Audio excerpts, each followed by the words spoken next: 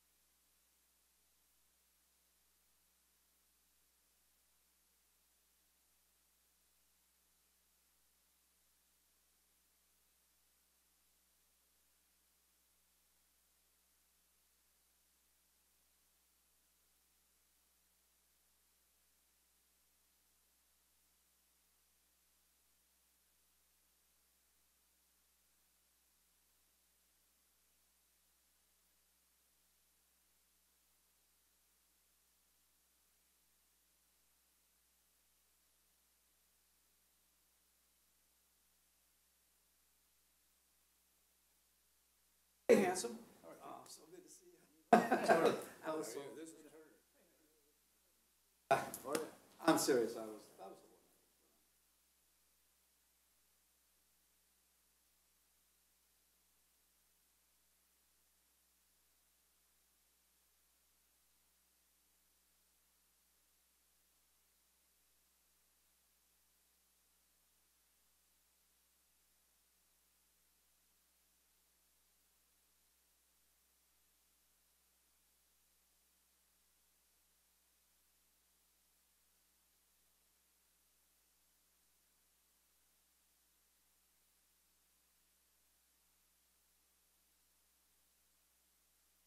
Doesn't matter.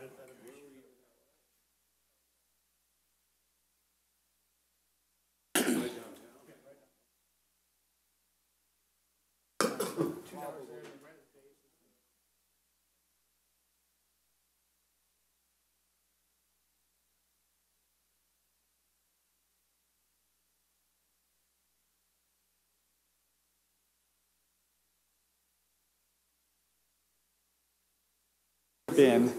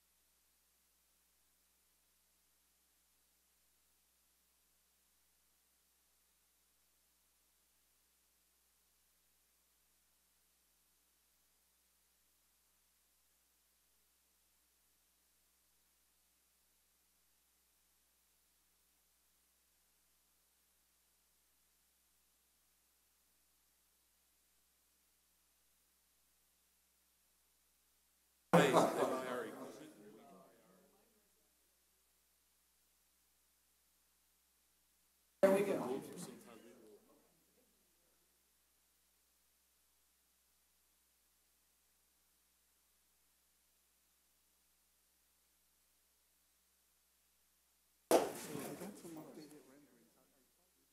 Yeah, I called you different.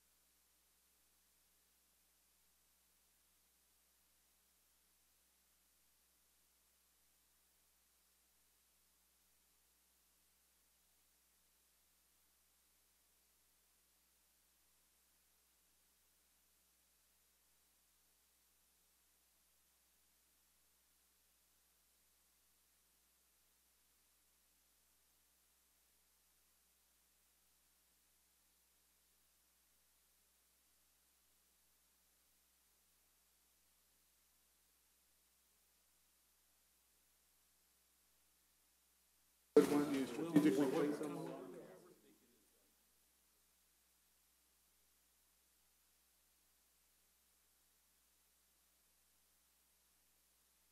A couple of locations.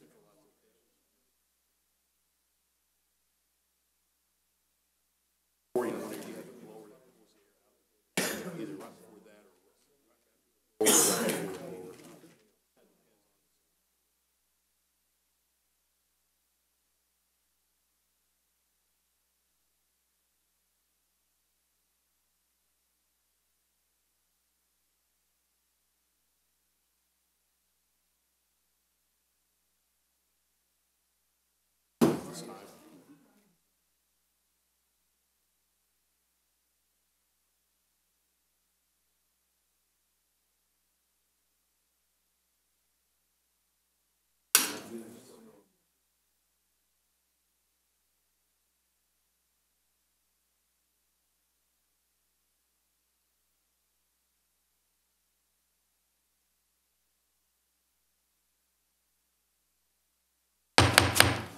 I'd like to call this meeting to order. It is now 1:31 on February 13th, and this is the meeting of the Planning Commission. Can we have a roll call, please? Commissioner Donenfeld? Present. Garner? Hirschbein? Present.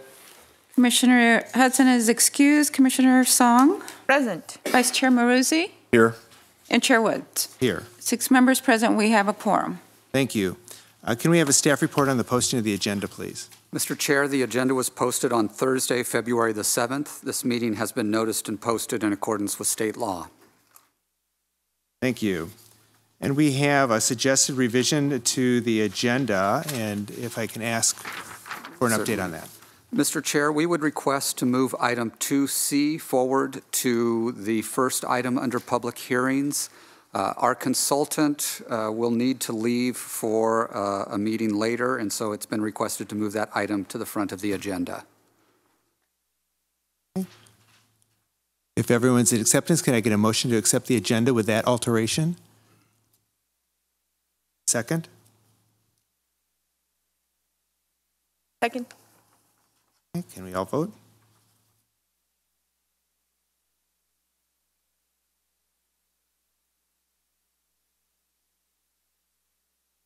We can do this as a voice call, so Okay, all let's those just- in favor? All those in favor? Aye. Aye. Opposed?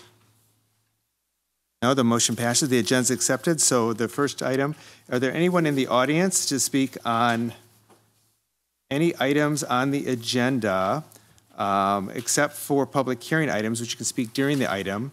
If you're here to speak, this would also be a time to speak on item 4A, which has to deal with the Miralon development. Anyone here in the audience to speak on anything on the agenda? Seeing no one to speak on the agenda, we'll move on to public hearings. First public hearing is item 2C, a request by Austin Todd on behalf of California Organics for a conditional use permit to operate a 5,440 square foot cannabis cultivation facility within the existing industrial building located at 695 South Williams Road. It's Zone M1, Section 33. The case is 5.144 CUP. Can I have a staff report, please?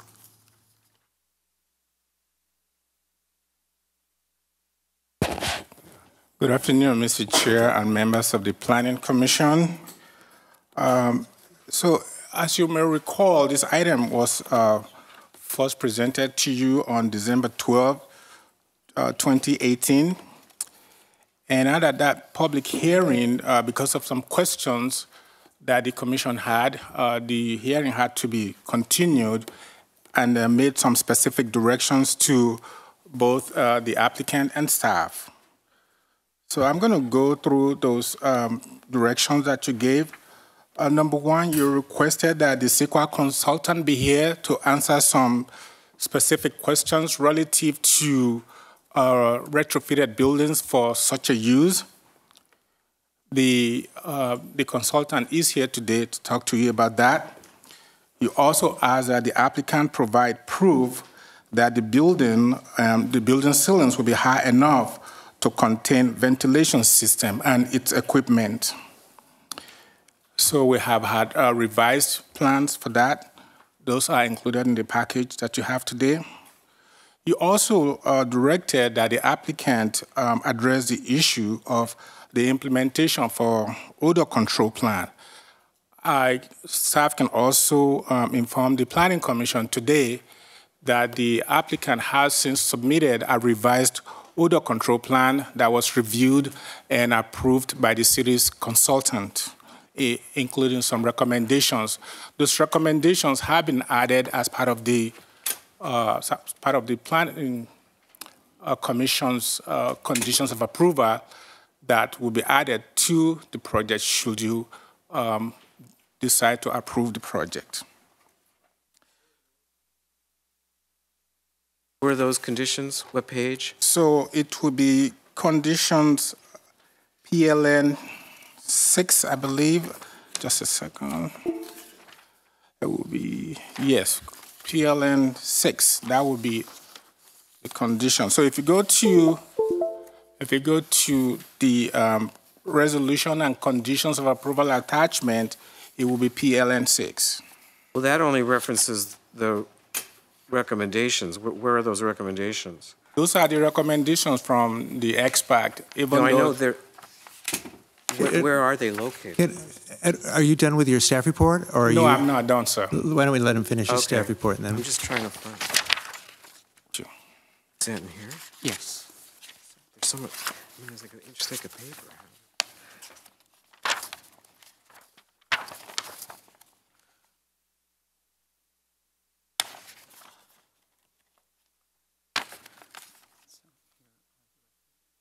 Just these two? So those two recommendations are in the first page of the staff memo. I can go over and go through that. So the first recommendation is that the applicant should request that the odor control provider provide a current safety data sheet, or the SDS, as well as a toxicity report showing that the recommended odor control neutralizer has been tested using the EPA guidelines to ensure the community/environment are not being exposed or are being exposed to the safest neutralizers available. And also, just this afternoon, a few minutes ago, I received a report from the applicant. I've given that to our consultant to go over. And the second recommendation is that the toxicity report should be no later than 2009 and show product was tested using EPA guidelines for inhalation, eye irritation, consumption, and skin touch. So those were the two recommendations from the city's expert in approving the odor control plan. Furthermore, the Planning Commission directed that the applicant should provide additional information regarding overall improvements to the building and the site in general. So in the package that were mailed to you and that I will be going over shortly, the applicant has submitted revised plans showing the future renovations of the site. There is also a condition that staff has recommended that those renovations plans be presented to the AAC through our minor architectural approval process. The Commission also directed that the applicant indicate on the parking lot to show ADA access, lighting, and security plans. Those have all been also submitted to staff. And lastly, that the applicant should add a bicycle rack and shower facility to the site. Those have also been completed by the applicant. So before questions, I just want to take a minute to go over the revised plans that were submitted. You also have those in your package. First is the new site plan. This is a revised site plan that you see on the screen. And the next one is what's the original one that you reviewed way back on December 12.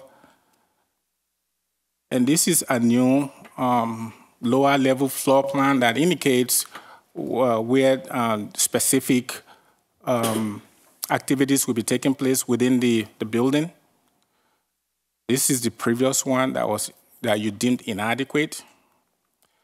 And this is a new upper level floor plan that also indicates what the specific units will be used for. This was the old one that you also deemed inadequate. And this is a new roof plan that shows where the ventilation equipment will be placed. This was the old elevation plan as it is today.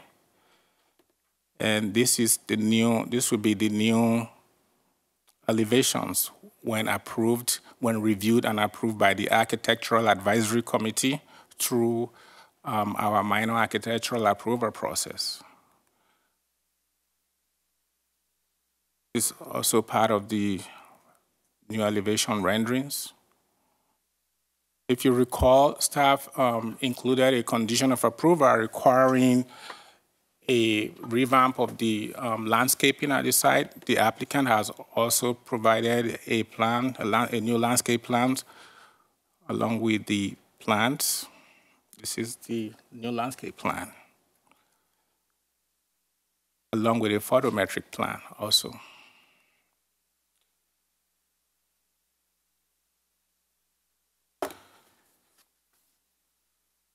So, Mr. Chair, that will conclude staff report for now.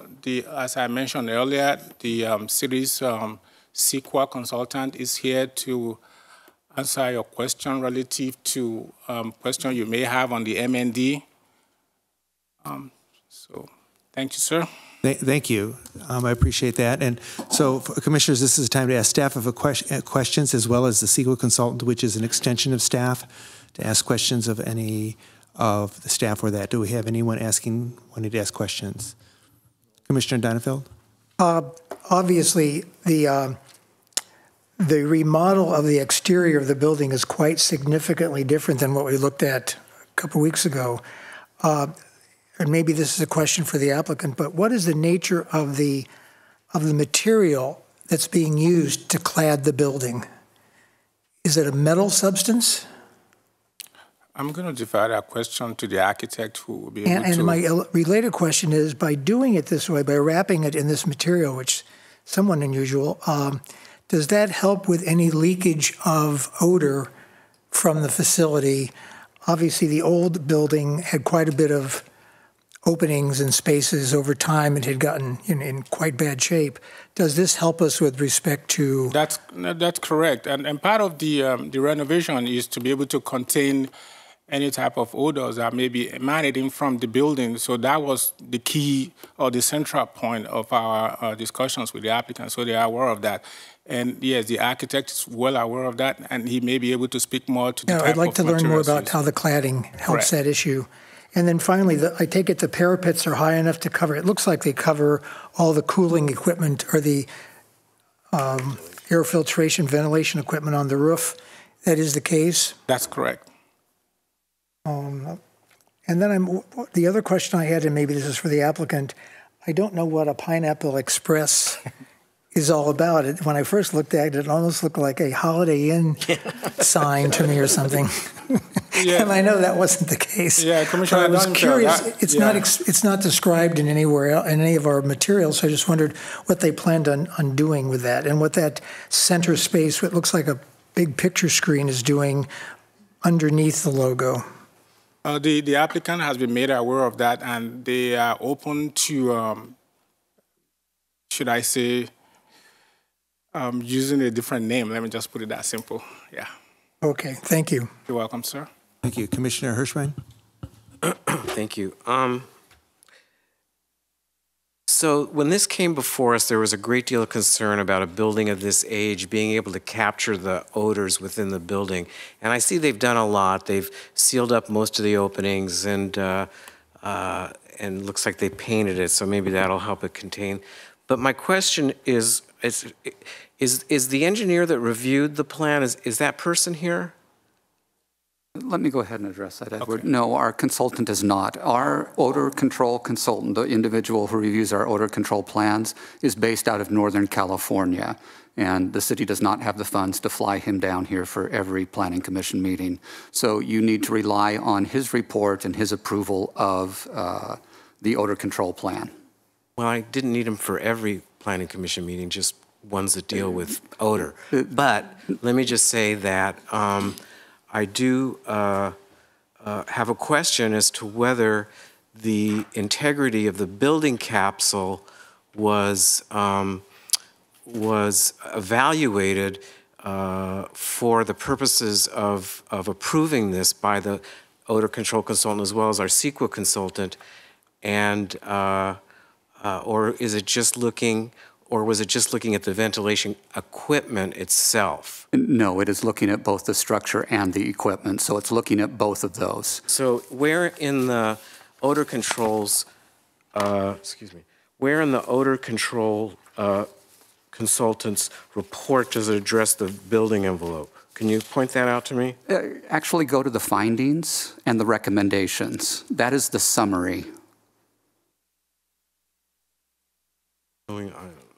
So by virtue of the fact that he has issued an approval of the plan, has made findings and recommendations, and we've incorporated the recommendations in the conditions of approval, requiring the applicant to abide by those recommendations, then it is justified in approving it based on this odor control plan. So when it says the updated plan includes the following items under findings, facility description, did they review the condition of the existing building?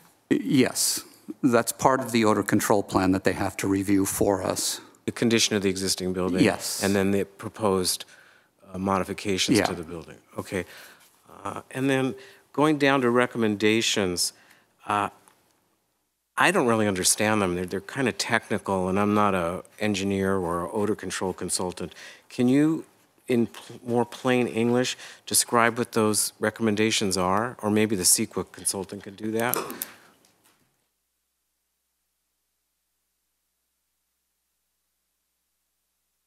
Nicole, if you could just identify yourself. My name's Nicole Christ. I'm the city's environmental consultant for this project. And I am not an odor expert.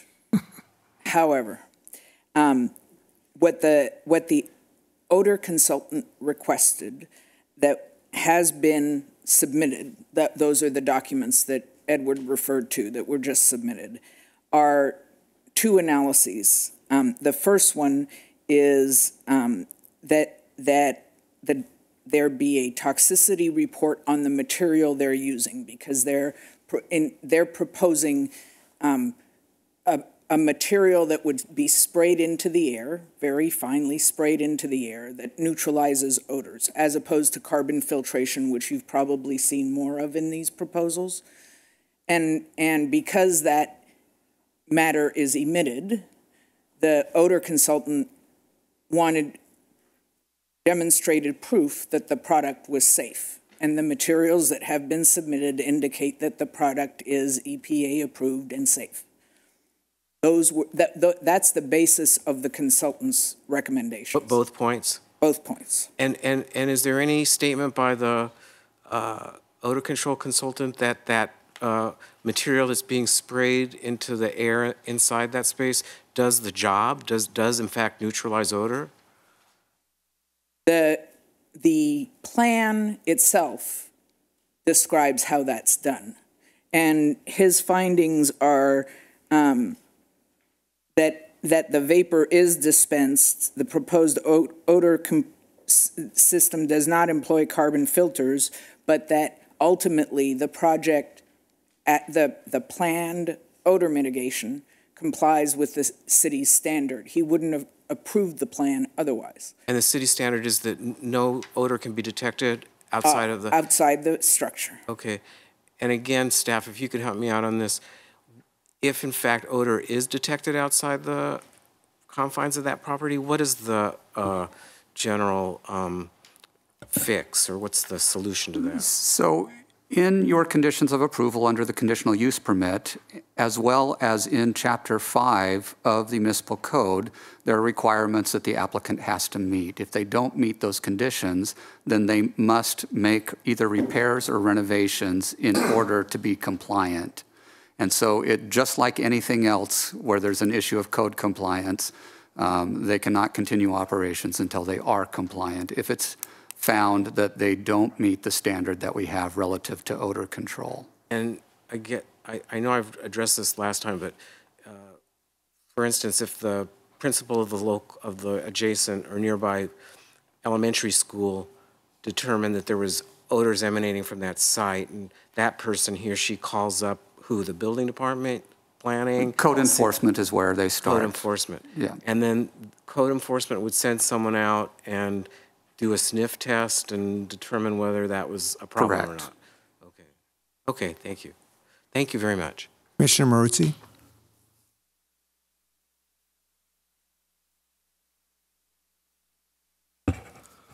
Looking at the findings of the odor control expert, I don't expect a sequence consultant to answer these questions because this is specific to what NCM wrote. So what I don't understand is it says the plan is approved, but under findings, the second from the bottom, it says the performance of the proposed vapor system and other cannabis facilities is unknown. So I don't understand how the consultant could conclude that this odor control method is going to work if it's unknown. There is no other example of a cannabis facility that's using this. Of course, we don't have the consultant here. Yeah, but again, he has approved it, has he not? Well, of course he's approved it, but okay, that's not the point. The point is, well, yes, it is the point. How could he? The point is we have an approved odor control plan. I got it, but I'm saying, how could he approve a plan where he says the performance of the proposed vapor system and other cannabis facilities is unknown? That's what I would ask him if he was here. Yeah, he's basing it on the calculations, looking at issues such as airflow, and again, I'm not an expert in this, but based on the neutralizer that is being used, based on the airflow within the building itself and the openings in the building, he's saying that based on those equations, it will control the odors. Again, we have the safeguards, as Mr. Hirschbein has just asked about, that if it does not for any reason and that odor is detectable, the city has the ability to go back, cease operations there at the site. The applicant will need to make repairs. Our odor consultant will again review any upgrades to the system and sign off on them accordingly. Does the odor control expert come down here for those investigations? Generally not, unless there is a need to do so. Again, like I said, we can't have them here at every hearing, but if there is a need to investigate facilities, they do have the ability to do that. Because the bullet point right below it says, in the event there are odors that are not mitigated, the applicant has indicated that the system would be adjusted as needed. I'm not sure how they know how to adjust it.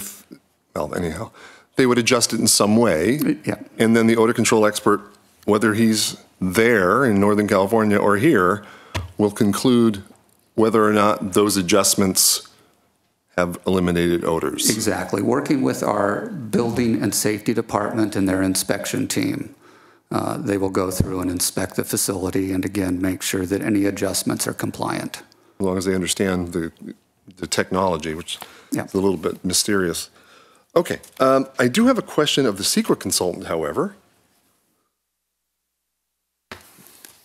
And this goes back to the initial study that was prepared. And if you look at page 20 of the initial study, under air quality, E says, would the project create objectionable odors affecting a substantial number of people? So I don't understand how that would be less than significant as an impact, as opposed to a less than significant with a mitigation, which would be the odor control system. Under CEQA, mitigation, the analysis is undertaken based on levels or tiers of review.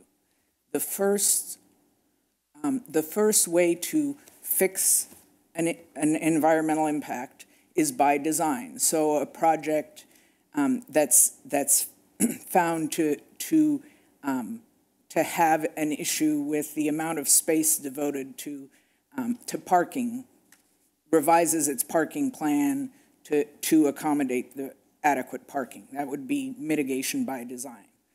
The second thing that we look at under CEQA is whether a jurisdiction has standard requirements or if there is law that applies.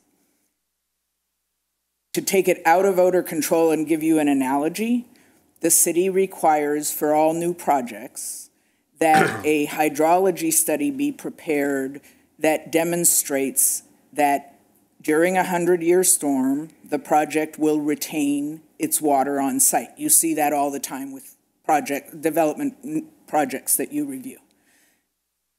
Under CEQA, we would cite to that requirement, and we would not include a mitigation measure that says a hydrology study shall be prepared because the jurisdiction has law that ensures that that impact will be reduced.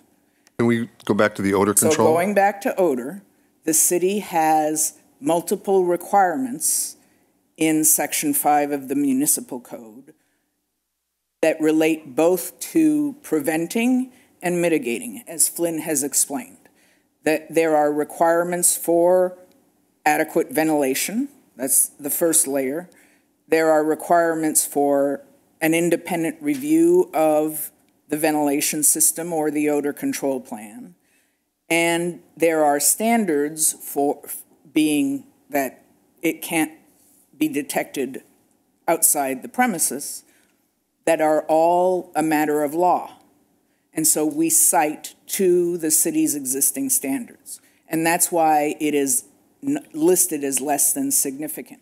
If the city's ordinance did not have odor control requirements, we would add mitigation measures. I see what you're saying. Okay, that explains it. Are there any more questions of staff? Okay, Commissioner Gardner. So I have a question about Regulation number 2019-01, interim location-specific suspension of acceptance of application for cannabis permits.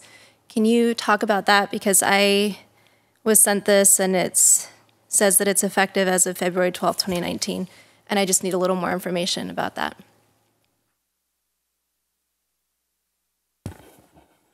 Is that from one of the conditions of approval, or? No, this is signed by the city attorney and the city manager talking about different sites in the city, specifically northern part of the city and the southern Demuth Park area where there's a high concentration of cannabis facilities, and having a temporary stop to this until the city council acts. I'm sorry, I'm just looking at this right now.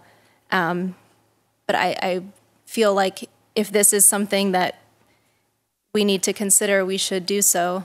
And I don't think, we didn't receive it in our packet. But it says effective February 12, 2019.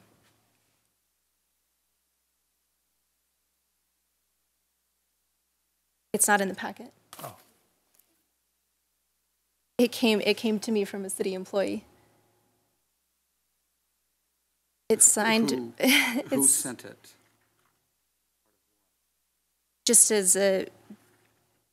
something to be aware of. So I don't know what this, if we can. But who was the sender?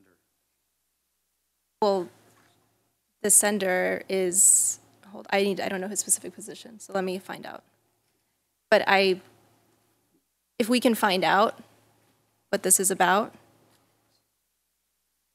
Because that is not part of the packet, and it was not provided as public comment? Right, no, it was not provided as public comment, but I'm just. And it hasn't been provided to the other planning commissioners? No, but this is the second time now that I've had residents in the city talk about this temporary moratorium on cannabis and having this information come from the city. Yeah, so I don't know what that's The city council about. has not enacted a moratorium on cannabis facilities at this time. So why does this document say effective February 12, 2019?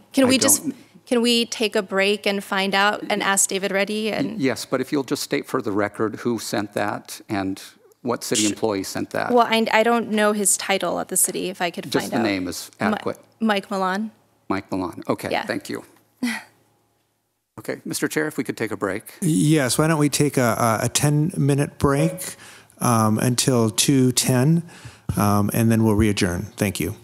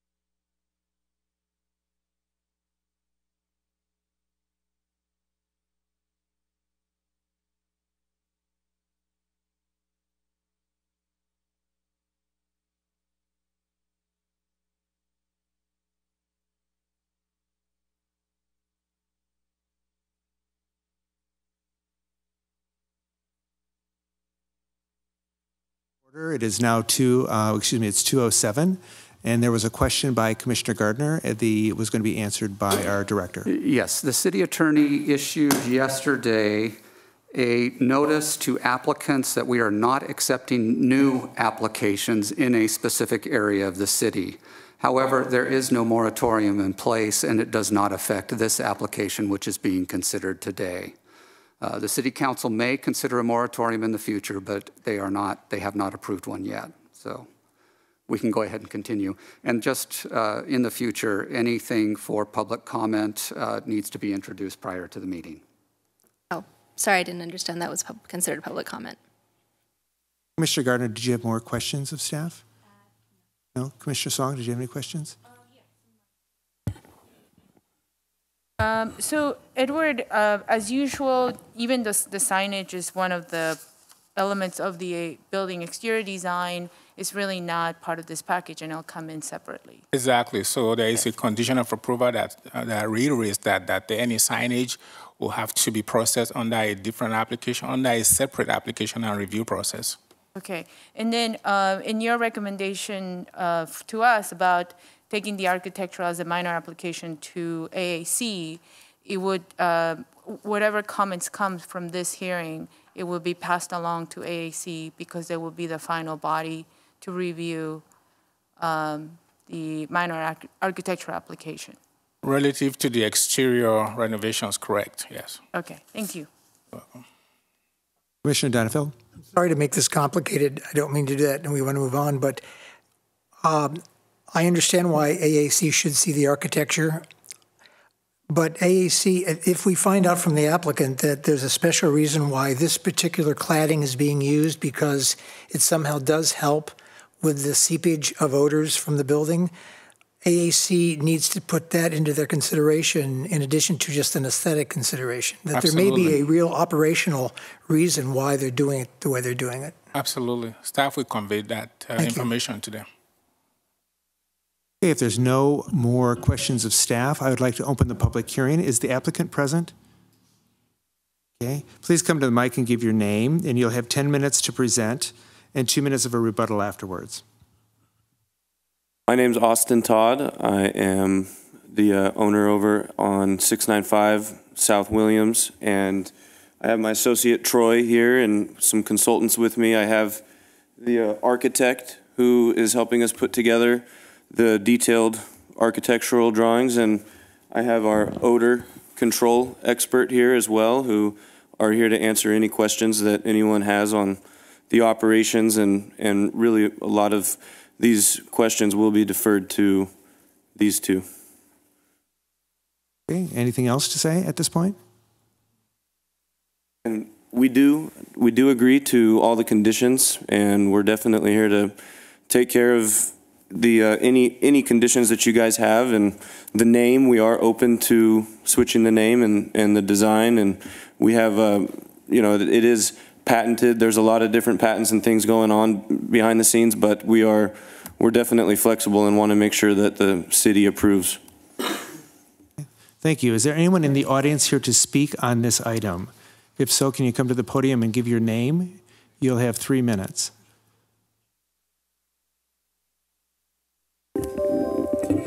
Yeah, my name's Greg Gandy. I'm with a company called OMI Industries.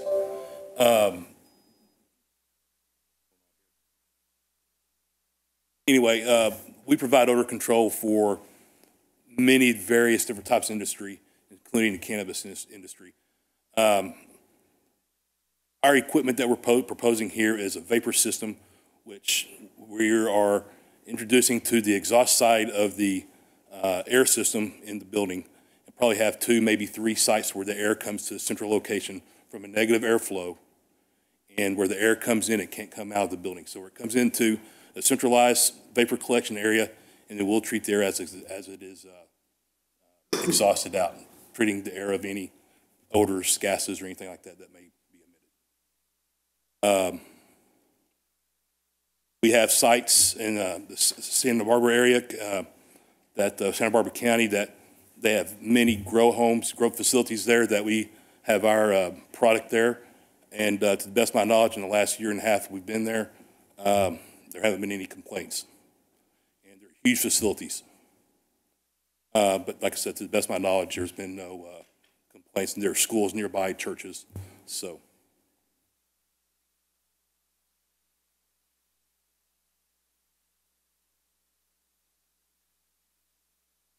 So you can, sir. Yeah, sir, exactly, yeah. You can come to this. Yeah, also, and then Troy makes a very good point.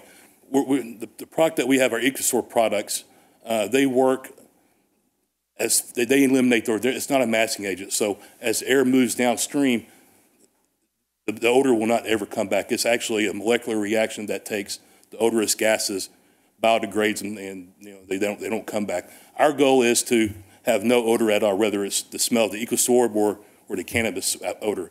Our goal is to have zero smell coming out of these buildings. Great, thank you. Are there any more public comments? Can you give your name and you'll have 3 minutes. My name is Gabriel Lujan. I'm here with the architect's office. The reason for the perforated metal panels are more an architectural look. Should they be required to be part of the odor control, we're ready to implement anything we need to do to implement it. But at this point, we're trying to make a building that looks dilapidated, that looks old. We're trying to make it a more modern looking building and more architecturally pleasing. And we know we will have to go to ACC, and we're ready to go and present our project and get it approved and make it one of the nicest buildings in that little area. Thank you. Thank you. Is there anyone else here to speak on the project? Can you state your name? My name is Troy Mass, and I represent Pineapple Express. Just so everyone knows a little bit about who we are and where the logo comes from, we're a publicly held company, first and foremost. The name itself has been around for a while. We have a trademark on the name itself. We are also inventors of technology specific to the industry that also has several patents already on it. So we are flexible to change this name, but just note that it is a reflection of our brand. We've spent millions of dollars on that brand, and so we kind of would like to have that, but we understand, again, we're here to make sure that we agree to all the conditions. Okay? Great. Thank you. Anyone additional to speak on this topic? So you have, although everyone spoke in favor, you have you have some time to rebuttal it. Did you want to rebuttal anything that was stated to the applicant?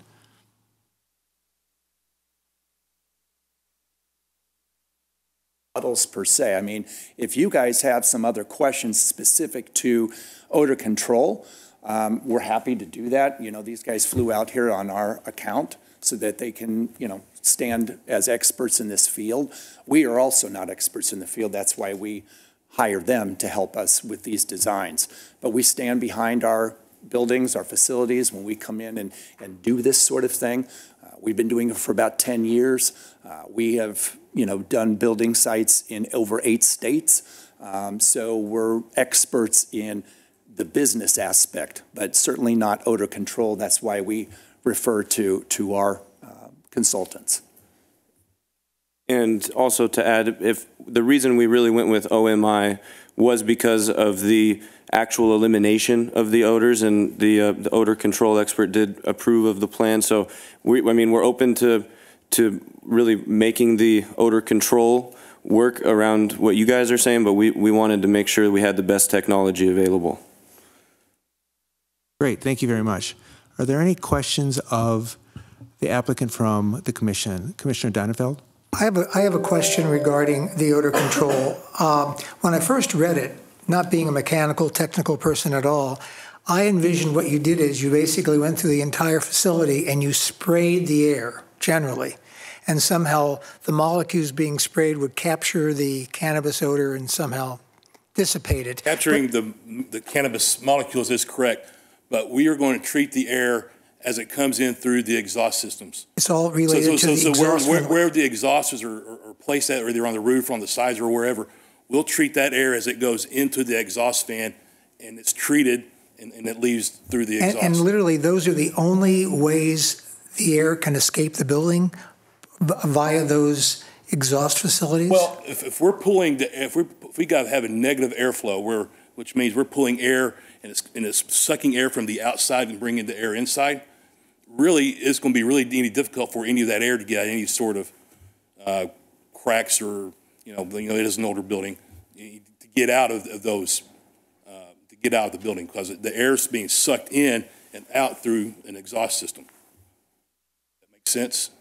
And how many exits for the air will there be in the building?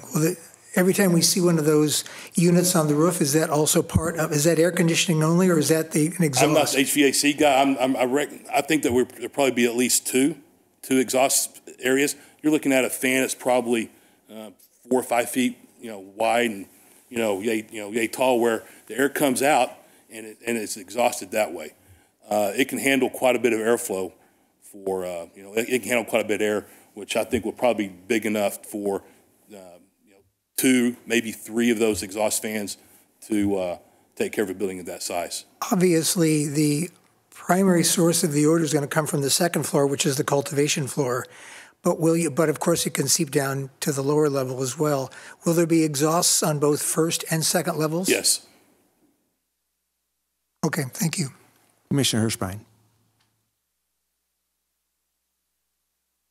Thank you. I do have a couple questions. The room that has the roll-up door, I'm sorry, I should look at the plan, but what is the function of that room?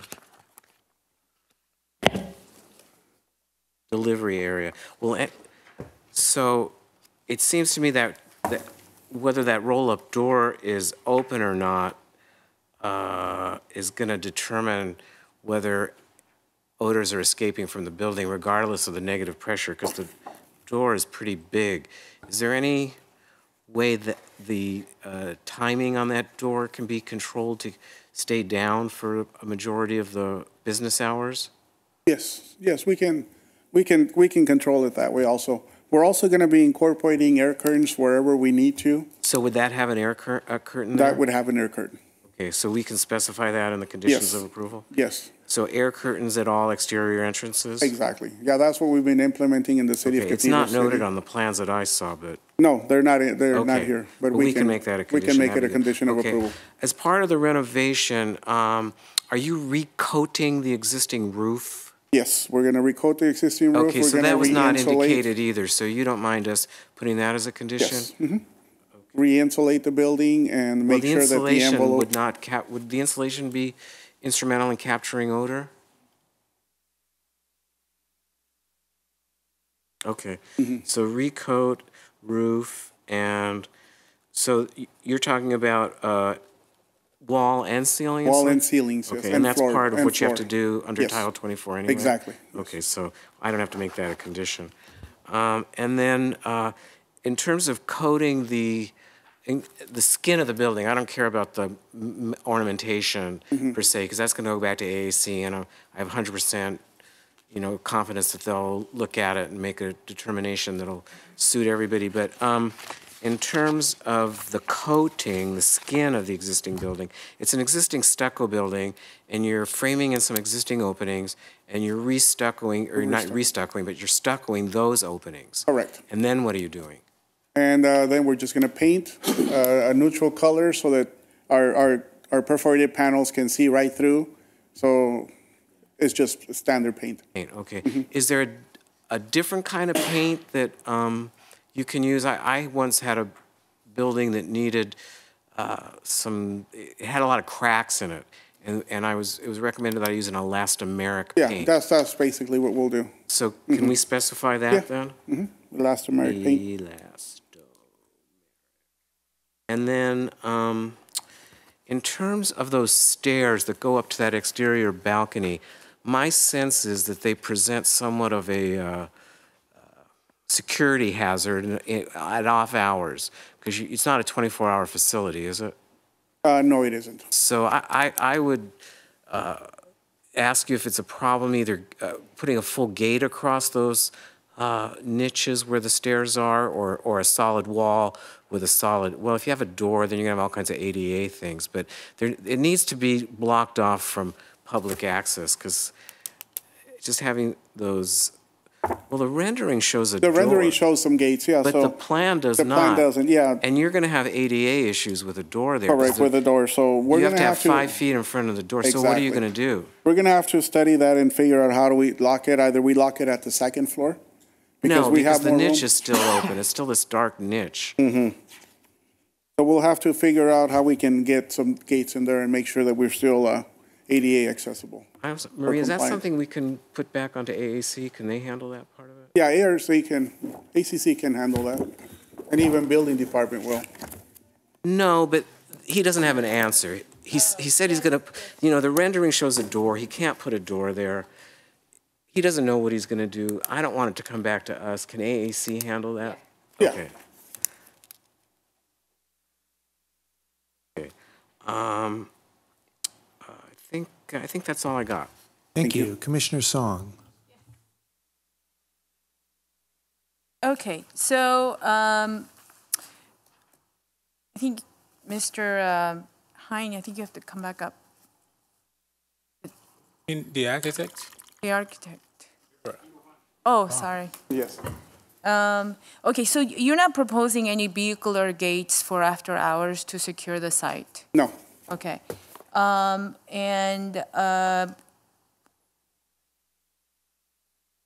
Help us understand. I see the pattern on the exterior, and although the architectural advisory committee will be reviewing it, what was the concept behind sort of these panelized screen walls? Perforated panels? Yes. We just wanted to make the building look a little bit more modern. Right, you said that on your presentation, but Correct. I think the question is the white frames that are those on over the screen, or are those under the screen?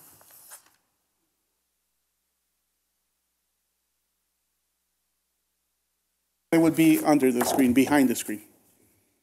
Okay, so that's And it's not really white. It would be just like an aluminum color frame, and then the panels attached to them. But they can be black. They can be any color we want to. It's just a 3D rendering where my 3D guy decided to make it look so that they stick out a little bit more, give it a little bit more articulation. I see. That's the tubing in back, what gets attached to the building, and then the perforated panels get attached to the tubing. So you're talking maybe a 2x2 tubing, and that can be any color we want. Okay, and then I noticed that your mechanical screen is on the street side. Is that because you determined that from the Well, we're trying from to the cover west side that it will not be seen?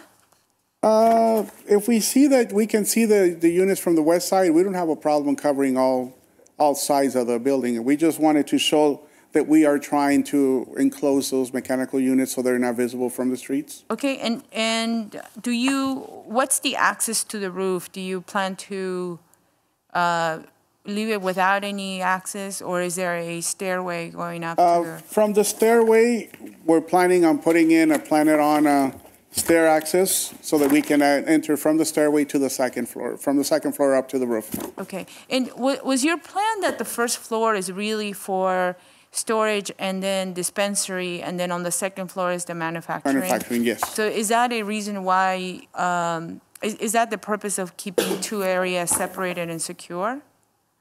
No, it's just the layout that the client decided he wanted to go with. He wanted to do manufacturing at the second floor and keep the delivery distribution down below, and also the lounge or the dispensary. Right, but it seems that by keeping the open stairs, as my colleague was mentioning, is that it is a complete opened ends to the buildings. Well, remember, the state requires separate entrances to the separate, depending on the business license, they require separate entrances. So the manufacturing has to have its own separate entrance. They cannot go in through dispensary, they cannot go in through delivery. So we assume that that would be the best way for manufacturing to have its own entrances. I see. Okay, and did you by any consideration feel that you can let some of the stucco come forth and then maybe reduce the amount of screening? We could. If If you feel that it's deemed necessary, we could do a blend of stucco and screen. At this point, this was our first shot at it. We didn't know what kind of approvals we needed to get because of the fact that it was this far along. So we figured, okay, let's bring it in and then see what you guys decide for us to. And are you also open to the consideration of how the environment gets in August and the dark colors here in the desert? Correct, yes. But one of the things that we've noticed lately is instead of going to the desert colors, it looks like the blacks, the whites, the warm grays are the in colors. So we wanted to keep it with the in colors that are going in right now with most architecture. Okay, and where the signages are being located, you mentioned that they're distressed metal siding. Do they pop out from the building elevation? Yeah, if they pop out, they're going to pop out maybe a couple inches. Okay. Okay, so then my last question is going back to the exhaust fans. Because you have the rooftop units, there's intake and exhaust. So the exhaust systems that you have for your negative pressure engineering, you have to have a required distance separation between your AC units and the exhaust. Correct, and that's why we have a big area. And if you look at my roof plan, I have them amply spaced so that we can have. But there's no exhaust fan motor. Because they haven't been designed yet, so we haven't brought the mechanical consultant on board. Okay, so possibly when you go back to AAC, your roof screening may look a little bit larger than what you're proposing. Well, we feel confident that we have ample roof screening. But once again, I mean, once we get into the actual nuts and bolts of it, if we need to increase it, it can be increased. The biggest thing we wanted to show by roof screening is showing that the AC units were going to be screened as necessary. Okay, very good. Thank you. Thank you. Commissioner Marizzi. I'm not familiar with EcoSorb, and I guess that's the product that you're representing. But, you know, if it works the way you believe it will, then that's wonderful. But I still would like to have a condition of approval that in 6 months, the staff would prepare a report just summarizing what has occurred since the facility went into operation. How many complaints there have been, if there had to be some adjustments based on complaints, based on what has to be done, if there are. So that is something I would like to see. Regarding the name, I don't think we should, I don't know. I mean, it's their business name, and they've done their research, and they spent a lot of money for their brand, and they have a lovely pineapple with a marijuana leaf for leaves, so you don't want to take that away from them. I don't know. I don't think I could support requiring them to change their name. And Mr. Chair, if I might just add, that's not under consideration by the Planning Commission. No. We cannot direct the names of businesses unless they fall afoul of decency standards, if you will. Commissioner Gardner, did you have any questions? Commissioner Hirschbein? I'd like to follow up on a couple things. One is those stairs. Are you saying that it's illegal to have interconnecting stairs between the two interior levels? No, it's not illegal. Not from inside. Okay. So then the stuff is grown upstairs, and then it's. Well, remember, there's no cultivation. It'll be just manufacturing. So. Okay, so it's manufacturing. You're importing it, or not importing it, but you're bringing it in from somewhere else. We're delivering it. Yeah. You're climbing up those stairs, doing something to it upstairs, and then taking it back downstairs and going back in the building. Correct. So my preference would be that there be some interconnecting, so they don't have to go outside to accomplish that task, and that has to do with odor control. And it seems like possibly on that one on the east side, you could just punch a hole in that door and maybe build a little vestibule in front of it, which you're going to need for your ADA access anyway. Correct. And I don't know how you do it on the other one, but you'll figure it out. Yeah, we'll figure it out. Okay, so And if So- we have to, we can remove. Right now, at this point, we're trying to use the existing stairs. Well, But if we have to, we can always remove them, redesign them, okay. and change the So orientation. two interconnecting stairs, you wouldn't mind if that was a condition of No, approval? not Okay. at all. And then the other one I have goes to the decorative screening, and it's not an aesthetic discussion or question I have, but the fact that to install that, for each screen, you're going to have 4 penetrations into the stucco. Into the stucco, correct. And my concern with that is, again, you have the potential for air leakage at that point. I know there's negative air pressure, but, it's not always on or whatever. So for that reason, I don't want to have those things attached to the building. If they were somehow free of the stucco. I can always pull them away from the stucco, So they're not attach them from the top, bring in tubing, and then Attach just them- attach them Attach them to what? to the top of the parapet or to the top of the building. Leave a 1 inch gap in between and bring it all the way to the bottom, and just kind of be like a plan-on. Yeah, but the fact that you're penetrating the stucco compromises its air tightness, if that's a word, and that would be my concern. You're going to tell me I can't do that. I can No, tell by I'm the going look to on your tell you face. you can do that, and I think actually that's a good recommendation. Mr. Chair, what I might recommend is rather than indicating how they achieve it, we can just apply a condition of approval that any exterior screening shall not penetrate the exterior wall. Right. So if they either secure it at the ground and Secure then it from the up at ground and the roof eave. and the roof and the eave. Above Yeah. the conditioned space. Correct. Yeah, okay. Yeah, we can do that. It's just a method of attachment. Location of attachment more than method. Okay. Okay, good, okay, those are it. Okay, any additional questions? With that, I'd like to close the public hearing and open it up to commission discussion. And Michael, I'll let you start off. I came up kind of not predisposed to approve it, but I'm hearing a lot of reasons why I think we should, and you guys have all heard the conditions that they've agreed to. I would include those in a motion I could make, and I could reiterate them for you if you would so like. Let me go ahead and read through the conditions that I've heard thus far.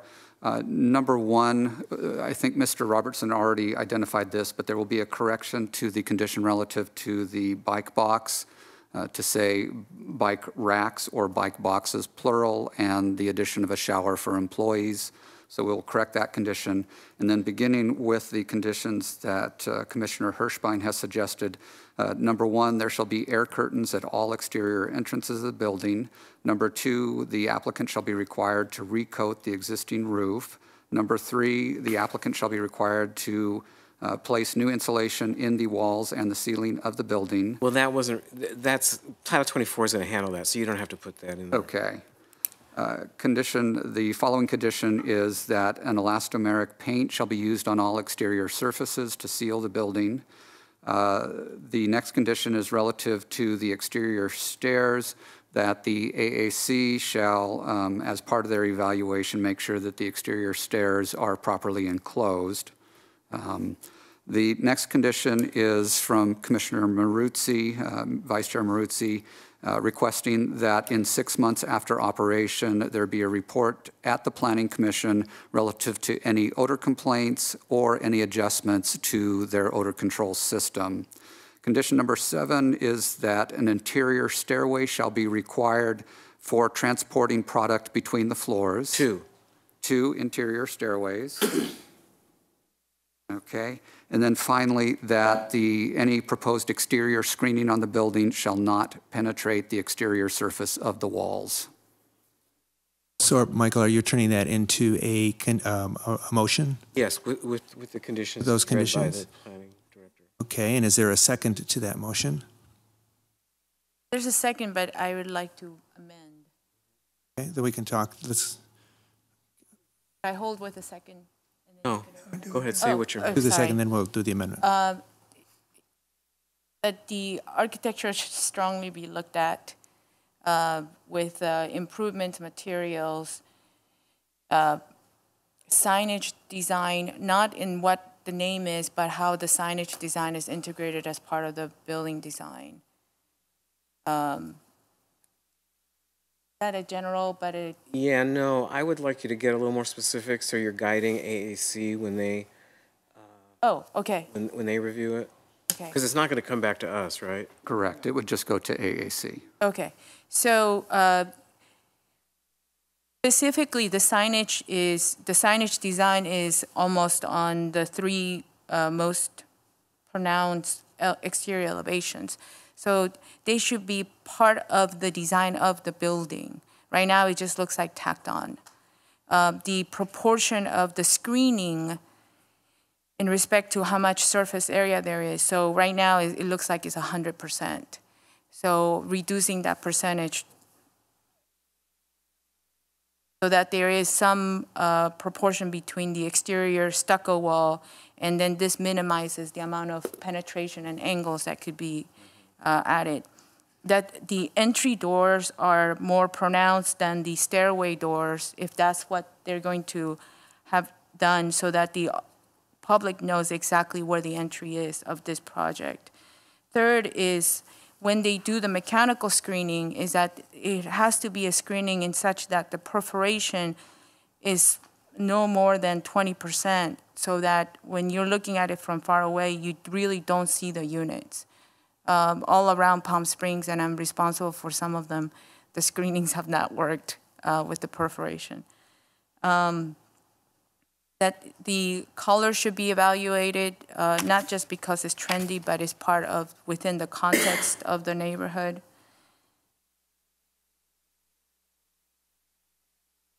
I'll take it. And that's accepted? Yep. Okay, so we have a first and a second on the floor. Is there any more discussion on it? Commissioner Donenfeld? I have a question for Ms. Song. I don't quite understand how she's proposing to lessen the metal cladding and enhance some of the stucco. When you look at the original building, there's very little stucco. There's just lots of windows and doors, and I don't understand how mechanically that works. They're closing up all the openings. It's all going to be stucco. You won't see this. Well, but what about the second floor? The second floor looks like there's a terrace or something going around it. There's an exterior quarter as part of the balcony. But how would that be handled? Because what they're doing is they're closing in some of the windows on the second floor as well. What are they doing? Are they building out beyond the court? Are they building? You've got upstairs, it looks like you've got a walkway, and then the building begins after it's inset from the roof line of the first floor. What are you doing with that walkway? Based on the recommendations of Commissioner Song, what we'll do is we'll enclose that walkway so that we can do the stucco relief on the metal. You will enclose it then? Yes, we then? will enclose that walkway. Okay, now I get it. You're going to frame it in stucco? Frame it in and Okay, yes. good. I get it. So Thank you. let's put that as a condition then. I would. And what? It is the. Go ahead, Commissioner Song. It's very important that you put all the mechanical units before you take it to AAC, so they have a way of analyzing the whole composition of the building. Not a problem. And we could put that as a condition. Yeah. Not a problem. Especially the exhaust fans. Okay. Okay, so we added two additional conditions since we started discussion. Is those two conditions? Do you want to read them back, Director Flynn? One of the added conditions is relative to framing in the exterior balconies relative to the treatment of the stucco versus the mesh screening. And then the other one was to show all mechanical equipment, including exhaust fans, as part of the roof plan when AAC evaluates the mechanical equipment screening. And that's accepted by the maker and the second? Okay, any more discussion on this item? Commissioner Gardner? I just have concerns about marijuana and marijuana cultivation within neighborhoods. I mean, we've had a lot of people complaining about it over in Desert Highlands, and it just seems like we're adding to that just in a different neighborhood now.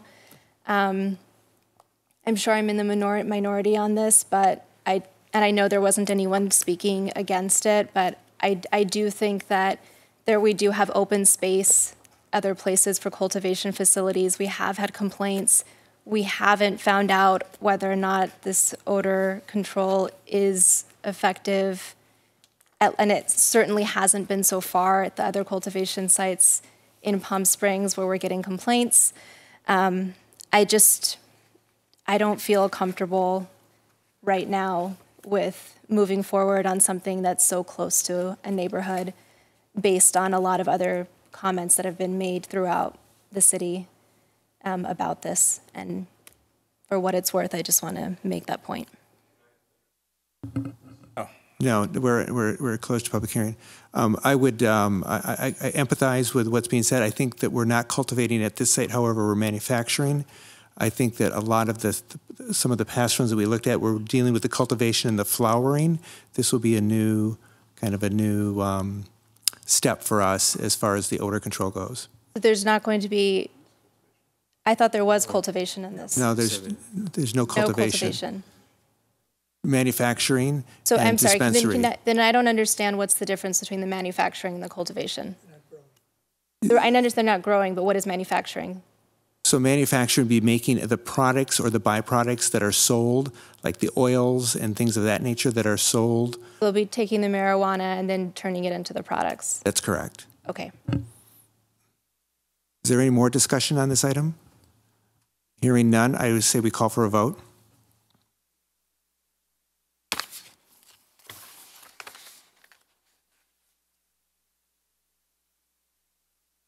The motion passes unanimously. Oh, excuse me, it does not. One abstention. Okay, thank you. I want to thank the applicant for working with us through this process, for coming back, for taking your best stab at architecture and trying to improve our industrial areas. So I want to thank you, and I wish you the best through AAC as well. Thank you very much. I'd like to go back to the consent calendar and approve the minutes from December 12th and January 23rd, 2019. Do I have a motion? So moved. So moved and seconded by Maruzzi. Any discussion on the minutes? Mr. Chair will note for the record that Commissioners Song and Garner will abstain from the December 12th minutes as they were not in attendance. Okay, hearing no discussion, let's take a vote.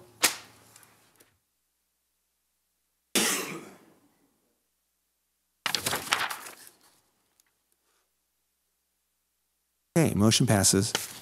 The next is a public hearing, item number 2A, which is 1875 North Palm Canyon Properties, LLC, doing business as the Tova Hotel and Beach Club for a conditional use permit for a full-service spa and a full-service restaurant, and a major architectural application for the construction of a 15,200 square foot restaurant building to an existing hotel located at 1875 North Palm Canyon Drive.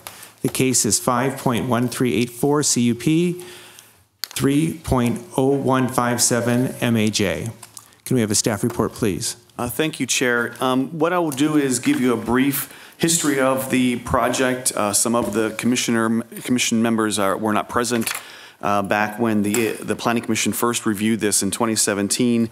So we'll talk about the major architectural, the design of the proposed building, and then we'll talk about the conditional use permit.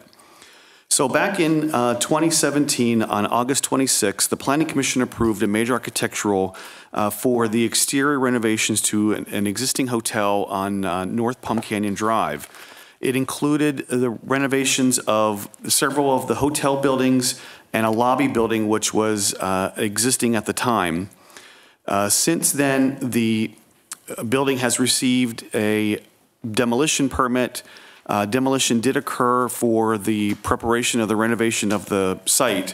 And at that time, Building A, which was the current lobby building, or I'm sorry, the previous lobby building, was raised to a point where there was one or two walls, and then over time the walls have collapsed. So in all essence, it's been completely removed from the site.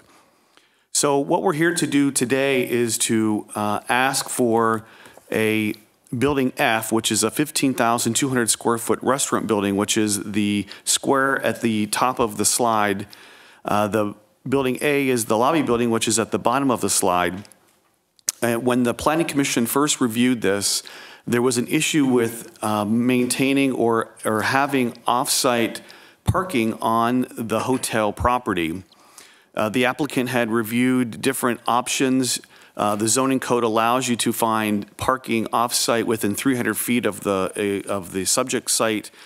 They found a site that was beyond that limit, and they applied for a variance, and the Planning Commission denied that variance based upon not being able to make findings that meet the code. So in the meantime, the applicant has come back with a scheme that includes adding underground parking under buildings A and F. So that is where we've been, and that's what is here before you today. So in looking at some of the slides that in front of you, and I won't spend a lot of time on the architecture because they have a presentation that they'll give more complete than I will. But this is a rendering of building A, which is on the left, and the building F, which is the restaurant building on the right. Once again, the AAC has reviewed this architecture. It has also been to the Architectural Advisory Committee multiple times, and the Planning Commission approved the architecture for building A, and building F, which is, as I said, on the right, is very similar in design. It's the same materials, the same type of window systems, and the same type of roof. The heights of the building, building F is a little bit taller than building A. Building F will be a 30 feet tall building with a first floor, a mezzanine, and then a second floor. This does meet the requirements of the zoning code, which is a 30-foot maximum height. So in your packet, there are a series of architectural drawings that I'll let the architect go over. This is a material board, a streetscape showing what it will look like from Palm Canyon Drive. And then this slide is fairly important. It shows the cross-section of the underground parking that will be under building A and building F, and we'll come back to that in a minute.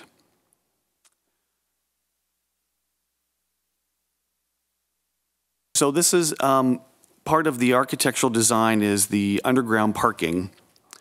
And the circulation for the site will be you come into the main entrance and then you go down a ramp clockwise to an underground garage that's 100% valeted.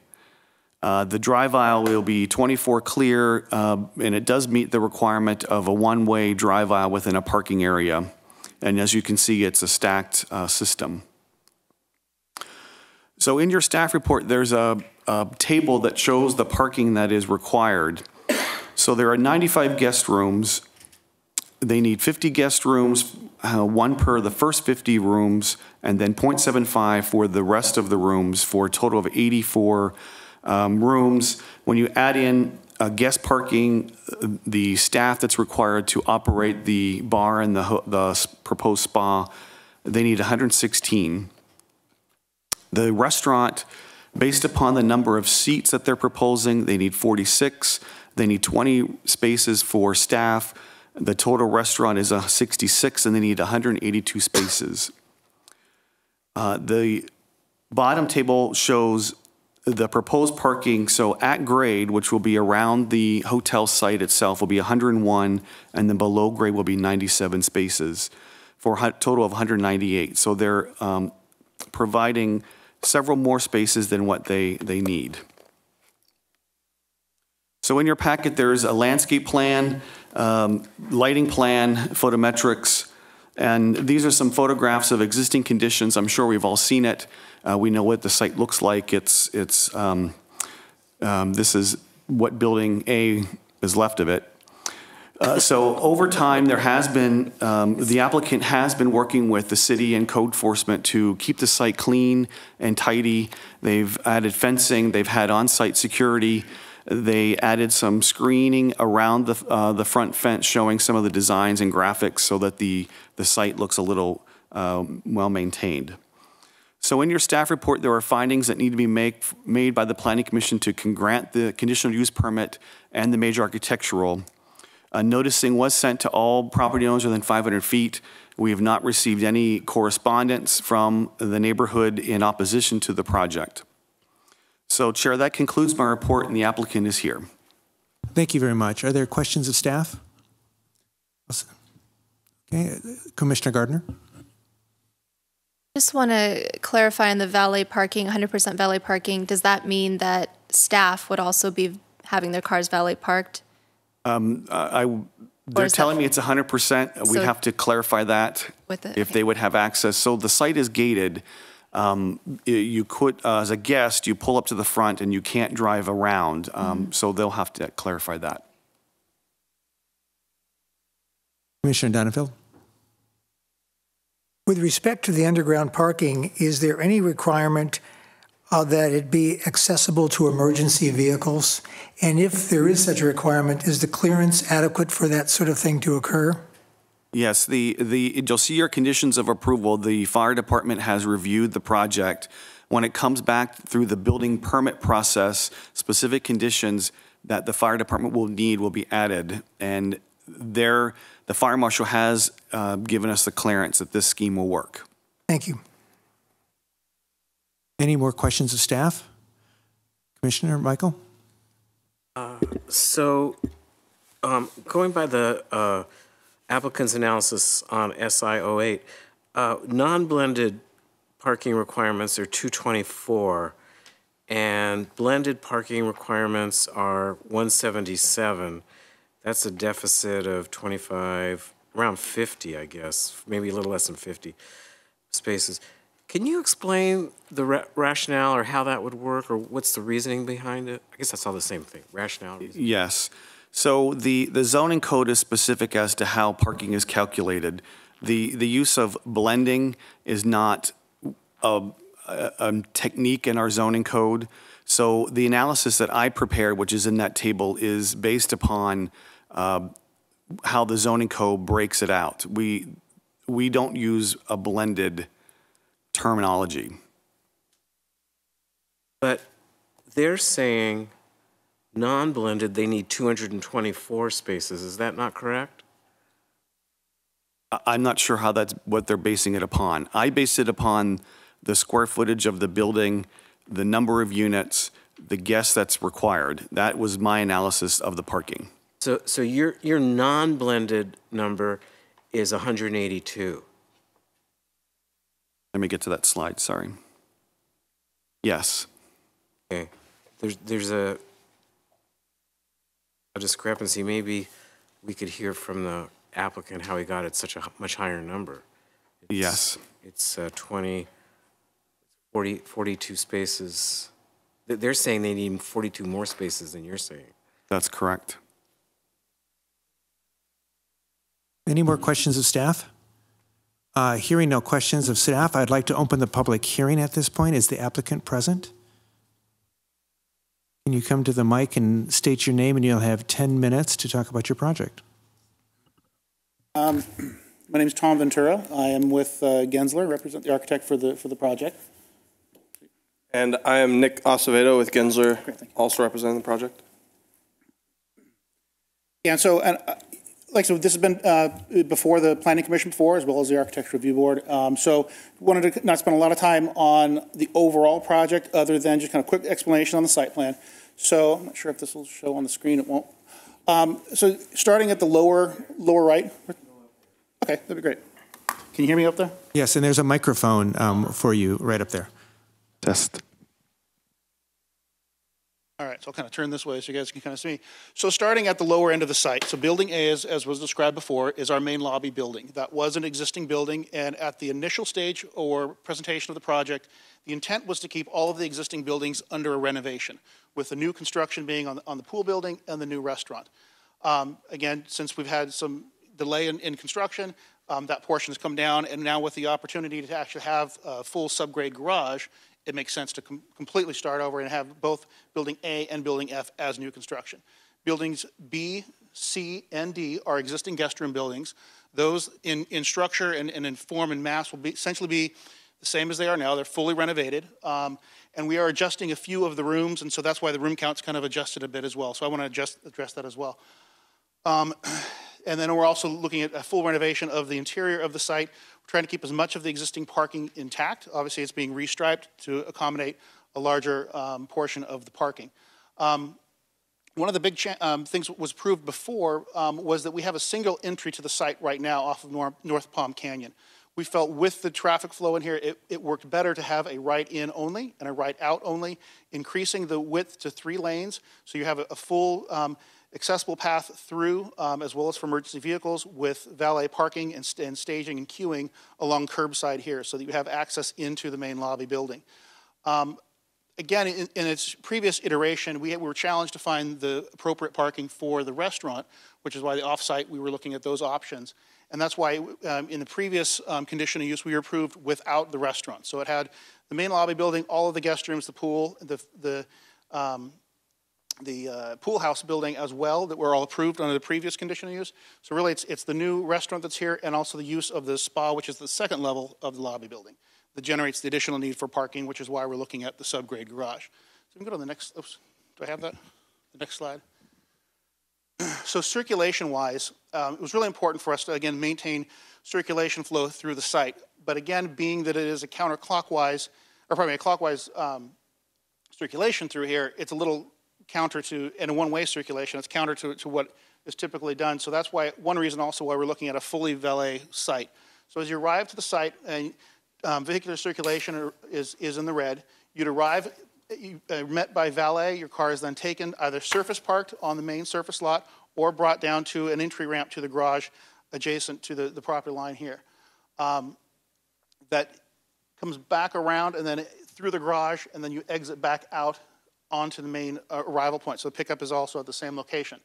We've also located in the yellow, which is more of your emergency vehicle as well as your service vehicle, utilizing that same route, but we also have, again, the width of 3 lanes here to accommodate passage all the way through. The other challenge we had here, which is why we're looking at pushing the parking ramps as far to the edges as we can, was to maintain a 20-foot fire lane all the way around the perimeter of the site, which exists now.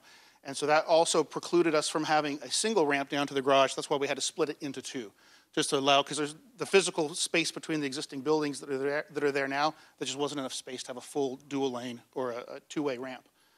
If you go to the next slide. Again, just an updated landscape plan, very similar to what was previously submitted and approved. Really, the only change is just to accommodate the new ramps. Next slide. Again, just a kind of a close-up view of that entry sequence, some of the additional paving that we're looking at through here, and then the revision of that pool deck. Again, really no change from the previous submittal. Go ahead, planting plan, we can go forward to that. So go to the next plan, which is the parking plan. So this is, I think, where the bulk of the items are here. So one of the things, actually, go back one slide. In the staff report, it indicates that there's 95 units. We actually are looking at 106 units overall on the project. The 95, which was in our initial calculation, was based off of, as Glenn mentioned before, the first 50 are parked at a 1-to-1 ratio. The remaining balance of that are parked at a 0.75 ratio for the hotel. And that's where that number of 95 came. That was our parking load for 106 units. And so that was one of our drivers. So if you go to the next slide, in terms of what's required for the hotel. And then we also added in staff onto that as well, which then generated about 127 units of required parking for the hotel. That also brings in the lobby bar elements, which are calculated at a little bit different rate as well. As far as the restaurant required as well, we were looking not only for the number of guests, but also staff, which is where our parking calculations came out a little bit higher. The number of occupants or required parking, we were looking at actually at a 1-to-3 rate, which I believe in Glenn's table was a 1-to-5 rate. So I think that's where the discrepancy kind of comes from. We went with a little more stringent requirement because we are looking at having a lobby bar and, as well as a rooftop bar. So we want to make sure that we can accommodate the most stringent requirement, which we do. But we are asking for a blended rate. The rationale is that in a non-blended rate, you assume that all of the users of the restaurant are not staying at the hotel. And so the two are completely independently functioning. The main purpose of that restaurant is so that this is a fully functioning 4-star hotel, which the requirement is that it has a 3-meal restaurant on site. So the thought is that, which we thought was a rational assessment, was that 50% of the load of the restaurant would be handled from users that are already on the site staying at the hotel, which their parking is already accounted for in the guest room calculation. So that's where the discrepancy came in, and that's where we're asking for that blended rate, that majority of those users will actually physically be on site already. If you go to the next slide. This was the existing drainage plan. Next slide. Really no change there. And so again, we're looking at one level below grade. In terms of the heights that you were asking about, code requirement for a parking garage is 8'2" clearance, or pardon me, 7'6" clearance all the way through. We have 7'8", sorry. 7'8" clearance. We are providing 8'4". There's also a requirement for an ADA van, which is 8'2". So we are two inches above what is required for an ADA van. But again, because we're fully valet parking, there will not be accessible parking in the lower level. It'll all be handled on the surface lot as well. But we wanted to allow for that ability for service vehicles or vans or deliveries to actually happen at that lower level.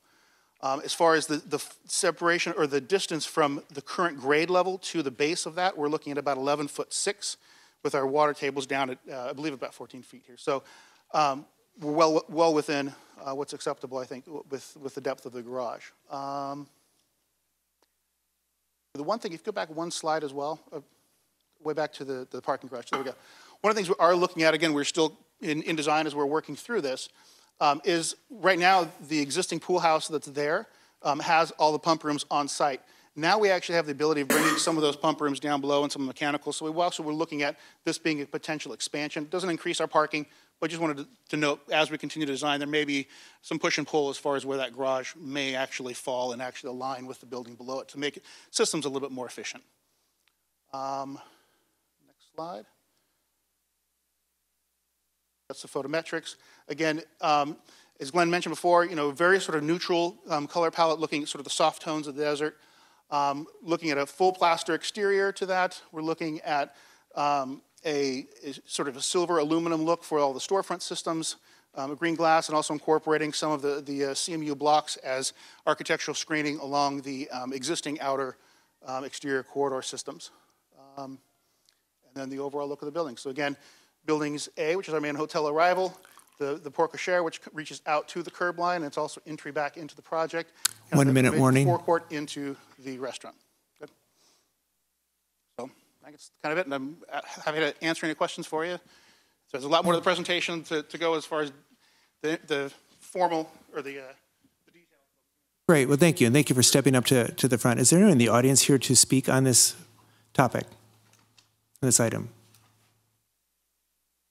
Having here no one to speak, you have a 2-minute rebuttal if you want 2 minutes more. Yeah. How you guys like it? There we go. Okay, no rebuttal. Are there questions of the applicant from staff? Commissioner Donnenfeld. My question is both for the applicant, I think, and staff. The reason we seem to have a discrepancy with respect to the parking number, I think Glenn basically looked at the ordinance itself and made his calculations based on the building as described, seating-wise, and did the math. So that's the lawful way of doing it. You're looking at it more from a functional, operational standpoint where you think your need will be greater because of the way you've configured the restaurant and the bar and all that. But are we not, and maybe this is a question for Glenn, as a planning commission, are we not bound to follow the ordinance? I mean, do we have to go beyond what the ordinance permits?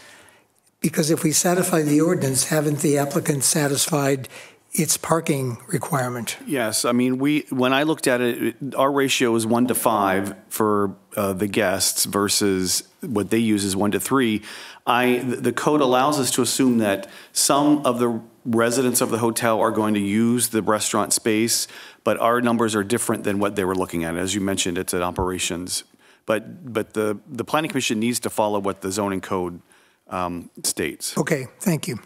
And to be clear, we actually prefer Glenn's calculations. Commissioner Hirschbein. Could you go back to a site plan? I'm interested in how many, and you can step up there and talk us through it. How I know how the queuing would work for cars coming in and cars going out, but how many cars can you queue up? I'm just thinking with all valet, you might be kind of jammed in that area. And although I love that kind of Brazilian paving pattern you got going on there, it's those aren't lanes. So That's you know, correct. I'm going, If you can go to the okay, the circulation cars are plan, doing this. So help me out there.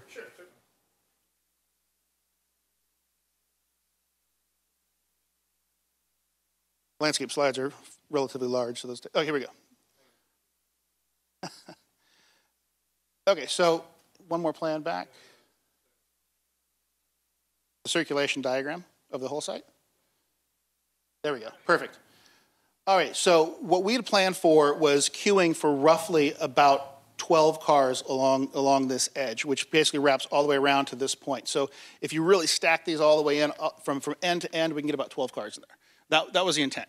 And then that still allows for a third lane, or for a middle lane and a bypass lane as well. So if this stacks up, you still have the ability of coming through the site if valet is coming through and being able to access the garage. Or there's also, as we mentioned before, it's a gated facility around the perimeter. So we have one entry gate here and one exit gate back over in here. The purpose of this basically is so that as you're arriving, your car is taken over here. And that's why we have the valet booth here. So as you come in, you're going to notice that the booth is over here. So the intent is that your car is taken very quickly and brought back down below grade. And then as you're leaving the restaurant and your car is being brought back from valet, you're coming straight out of the garage here, and it's staging back at the back end of this. So the valet company will work some of the operations of that as far as how they stage things appropriately. And obviously, if there's not space out here, they'll wait before they come out of the garage so that there is proper queuing for that. And I believe through the operations, we can actually designate a sort of no parking area or loading zone only type of space, so there's no stoppage at that point. But the intent is that you're picking up, you're probably dropping off and picking up through that system. I don't know if that answers your question or not, but. In terms of bringing the cars back up, are they queuing in the same line that the people coming into the facility are? Okay, so you've got a right in and right out, but again, there's 3 lanes here. From a paving pattern point of view, you're coming in perpendicular to those lanes. The intent of this is, again, it's illustrative of like the sand dunes, you know, the ripples of the sand as wind blowing across. That's kind of where the idea kind of came from. It's more of a textural identity, and that blends between the curb line here and the main drive aisle. But the width here is wide enough basically for 3 vehicles across. It's roughly 36 feet from curb to curb here. It's a tight site. It's a tough problem. I see some inherent conflict. I don't think it's any reason not to approve the project, but I love the paving, but you might want to think about lane striping to kind of encourage the use as you're seeing it develop, because there are some inherent conflicts coming out and going out of the site versus coming in and stacking. It's a challenging site with as tight as that is, but I think a vast improvement over what the current configuration is with a single point of entry. So that's really where it gets jammed up. Yeah. Okay, thank you. Yeah, certainly. Commissioner Song. Thank you. So, staying on that same subject, if I'm going north and I want to come in, what kind of design planning would you do to avoid from people going into the nearest driveway entry? As far as here, there'd be signage, there'd be arrows as indicated on that floor plan. If you go to the next plan, actually to the landscape plan, the blow up, we're showing it there. But there would be arrows located in the paving as part of that striping that are here. Actually shown here as well. So it's very clear as far as in and exit only in those locations. Have you thought of narrowing it on the exit side so that... It could be, yeah. Okay. Yeah, it certainly could be. Okay, then the second thing is, so there was a question about staff parking. Do they valet or do they have an assigned area where they can park? We will have designated staff parking on site, so they'll be able to go back and park in the garage. And if you go back to the garage plan... Wait, so go back to, you were saying they're going to park underground? Up underground or below, but they'll be designated staff parking, yeah. So it doesn't mix with the valet flow. And likely, if you go back to the garage, likely that's going to be in the deepest spots of the garage. One more. Really? The other way. So the purpose is, so we have several tandem spaces within that garage. Being that it's a valet, you can move things back and forth. So your valet will take that, move staff locations in the back here, so because they're going to be there for a longer duration while they're there, and you can plan when they're going to be leaving the site as well. So operationally, you can plan when those cars are exiting the premises versus someone who's just coming to the site at a restaurant. You can't really plan exactly when they're going to leave. Wait, so just one more time. So I work at the restaurant, And so I need to give my key to the valet guy. I can't just have access to the gate and then park on the north side of the hotel. Again, operationally, no. Ideally, we are controlling all the cars on site, so they have the ability of moving things around, and we can adjust those based on the demand of parking. Okay, got it. Valet has to maintain control of that, otherwise the system kind of breaks down a little bit. Okay, when it comes to the hotel design, I think on the north and south elevation you have sort of simplified the design. And so you have the Bristol sort of CMU blocks. Here. Yes. Could I ask you, did you consider taking that to, near the underside of the soffit? As far as bringing that all the way up? Yeah, to break the horizontality. Sure. We can certainly look at incorporating that and bringing that up. Again, two items. One, it's a cost issue, and also these require additional structural reinforcing with those things coming up, because the block itself is not structural. Right. There's actually a steel frame that comes around that attaches to the second level structure. So for that to extend up, again, it's more cost with steel and concrete coming up to support that. We also felt that it was nice to break that up and have a reveal, so that really it is about these large portal frames that we're starting to define and break that building up, which then also recalls back to, if you go back 2 slides, Nick, to the front elevation. So you've got these large frames kind of framing the openings and the windows. We're kind of taking that same approach with the sides. Yeah, but it's two very different type of building. The other one is more suggestive of the leftover hotel. So my recommendation of taking it high is to break away from that motel rhythm, and then bring more of the. So extending this all the way up to the parapet here. Yeah. Okay. Okay. So then the other question is, I think you mentioned on the mechanical units, they are or they're not on the roof. It's a combination of all of them. So if you go back to the main slide here, so on building A, the units will be on the roof. There's a well depression above where this projects up for the lobby space, where it actually drops down. So suppressed roof, you're having a Completely mechanical screened, well, yes. no problem. So Okay. that's building A. Building F, very similar to that. That mezzanine, as Glenn mentioned, we have the lower level, which is our main dining level. We've got an interstitial mezzanine level. Right. That's our mechanical. So at the mezzanine, all of our mechanical units are within the building.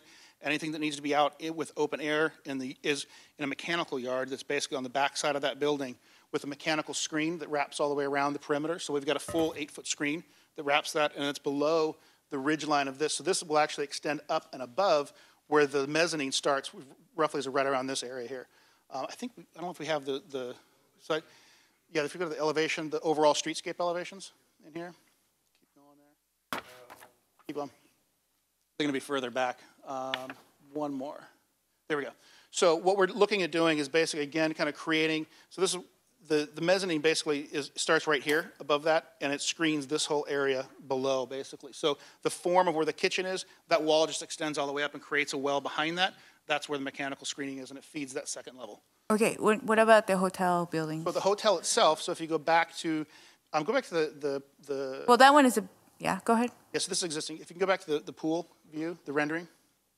Yeah, so the existing building that's there has what's called a PTEC unit, so it's a through-wall unit, Right. individual units. Right. We're keeping a very similar approach to that, but instead of having them low and linear, we're going vertical with those. And so that's actually what you're seeing here are these vertical louver systems. So that's an intake supplying that particular unit. So we're incorporating that as part of the architecture in each of the unit balconies to help screen that, but it's still, they're independent units that go all the way through that. So you have the condensate line drain. That's coming down through, so this condensate drain is going to come back down. It's going to collect the second one and then out into the landscape area as well. So it's all concealed and goes into landscape areas. Okay, very nice. Okay. The other question I wanted to ask you is, so the units that are facing the pool, you have this translucent glazing material to serve as your guardrail. Correct. Okay.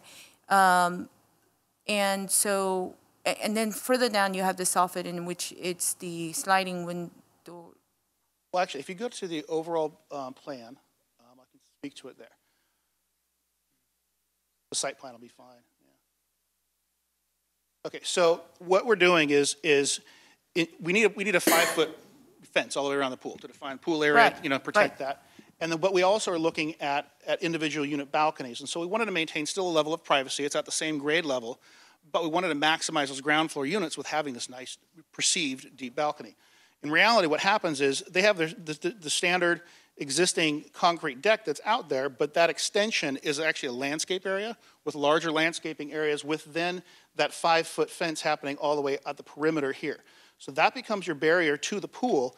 And also for code, you can't have the ability of pushing furniture up against that so you can climb over it, which is why that landscape buffer is there. So you provide this nice extension and sort of a perceived private area, even though the actual usable space is half of that. It's currently with existing. But it also feels like you're right on the pool deck without actually having access to it. So to get access, you're still coming out through and through the main security points, both at the midpoint of the buildings as well as through the courtyard here and then out into the pool. So there's a secure point here, here, here, here, here, and then at the midpoints of each of the buildings to get out to the pool. And those will all be security gates. Okay, and just out of curiosity, to have, I don't know, 40 units all the way across and having this in and out and having the same material for that screening, was that because you really wanted to make it disappear rather than to actually You wanted to feel like you're actually part of the pool environment. So you, as a ground floor unit, you have full view out there. It's just clear glass. The rendering depicts it as more of a translucent, but it's actually just clear glass. So there's a lot of wiping going on for maintenance. Okay. Yeah, no, it's cleaning glass will be a ongoing maintenance. Yes, absolutely. Okay. So I just have an overall comment. I think your design of the actual street hardscape, I think it blends what sort of the technical fire department and engineering requirement for driveways are and what it feels natural to people. So I actually like the fact that it blends the lines and it doesn't define the traffic lane. Second thing I have to say is that I do recognize what a huge investment this is for you to provide an underground parking structure. So kudos for that investment. And I still think it's a challenging site, but good efforts in bringing it back to us and having it look at it. That's it. Thank you. Commissioner Gardner, did you have any questions? So I also have more questions about parking. Sure, of course. Are you charging for valet? I believe that's going to be part of the, as your hotel guest, that'll be incorporated as part of the room rate, I believe. I'm not sure how the restaurant's going to work. That's part of the negotiation. We're still working out in operation. So I don't know if that's been determined yet. Okay, so you're not sure. Yeah, but it will be for on-site guests. So you won't have public parking. Like you can leave your car there and leave the site. I mean, it's to be there as part of the pool or the restaurant or the right, as a guest of one of the services. Correct. Yes, correct. Okay, and I noticed that one of the first planning condition here is that the day use of the pool is restricted to guests of the hotel. Mm-hmm. Was there a desire on your part to have the pool open to the public? I think for special events, absolutely, they'd love to keep the option to have special events available to that. I know several other properties throughout Palm Springs have events, and they have actually shuttle buses that connect. It'd be great to be part of that and actually connect with the community. It's a great opportunity to do that. So they want the flexibility to do that, and that's why I think the entry in is also very important as far as the view into that pool and a destination on site. Okay, and this might just be in conjunction with staff, because I see that the condition says that use of the pool by the general public would require separate parking analysis. So as we've already talked about, there's, in your plan right now, you have for more parking spaces than is required by the code. How many more parking spaces would they need if they did have it open to the general public? Do we know that? Or You're referring to planning condition number 1, which was Right. the resolution from 2017. You could amend that to allow day passes or day guests to come based upon the number, maybe 50 outside guests. Okay, so they would still need more parking than they already have right now. Depending on how many would be it's permitted. the rate at which you would park. Right. Sure. So 50 No, guests, if it's 1 to 5, I think we have enough to accommodate it. The reason I ask is because we do have a residents of Palm Springs, especially in the summertime, it's very common to have the hotels open for children in the community in some way. So just wanted to find out. Let's see. And that's all for me. Thank you. Commissioner Maruzzi. Hi, is the actual applicant here as opposed to the architects? Oh, great, thank you. Can you come to the mic and just state your name for the record? Thank you. My name is Jim Turco.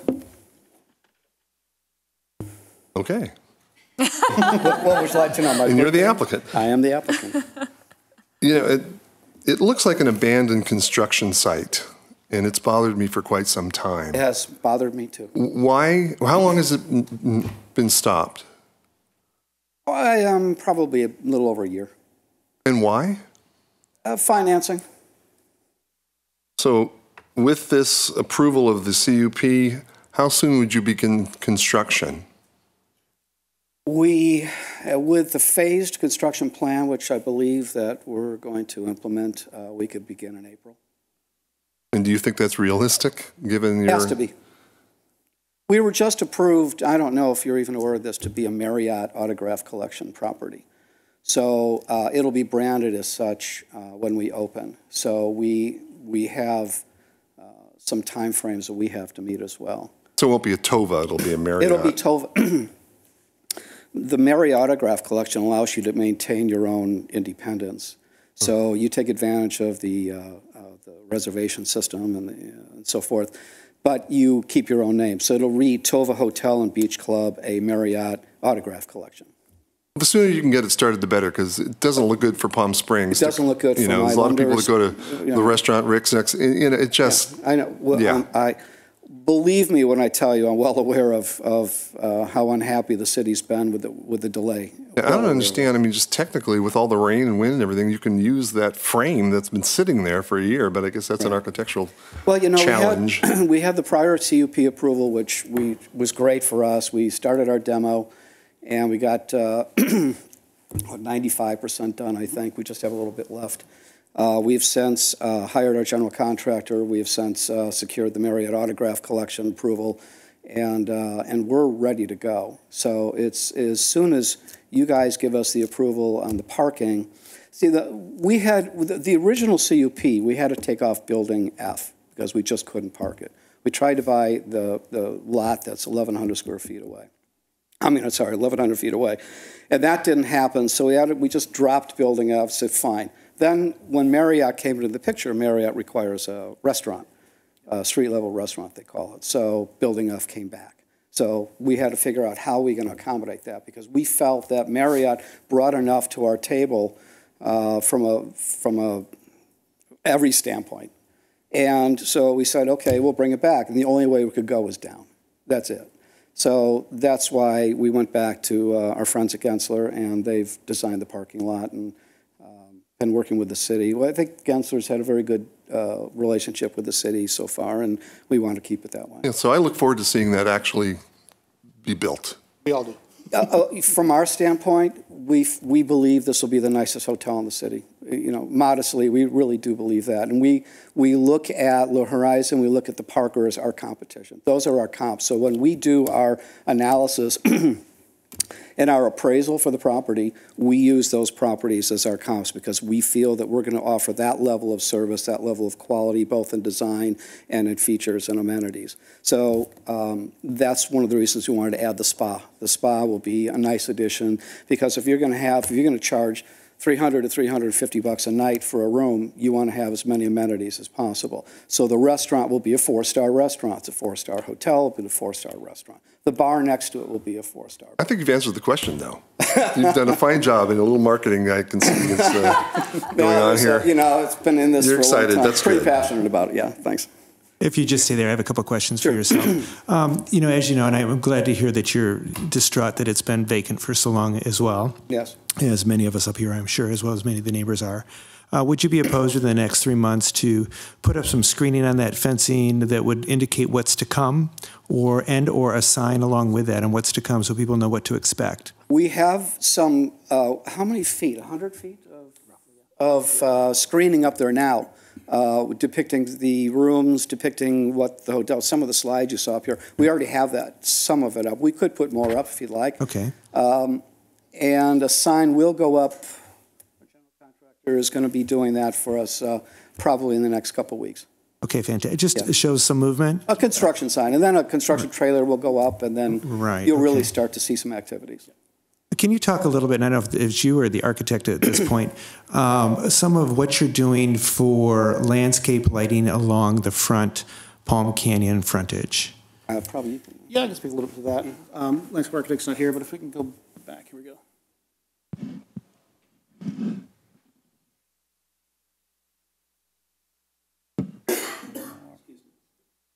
I may walk up to the screen again and point, if that's all right.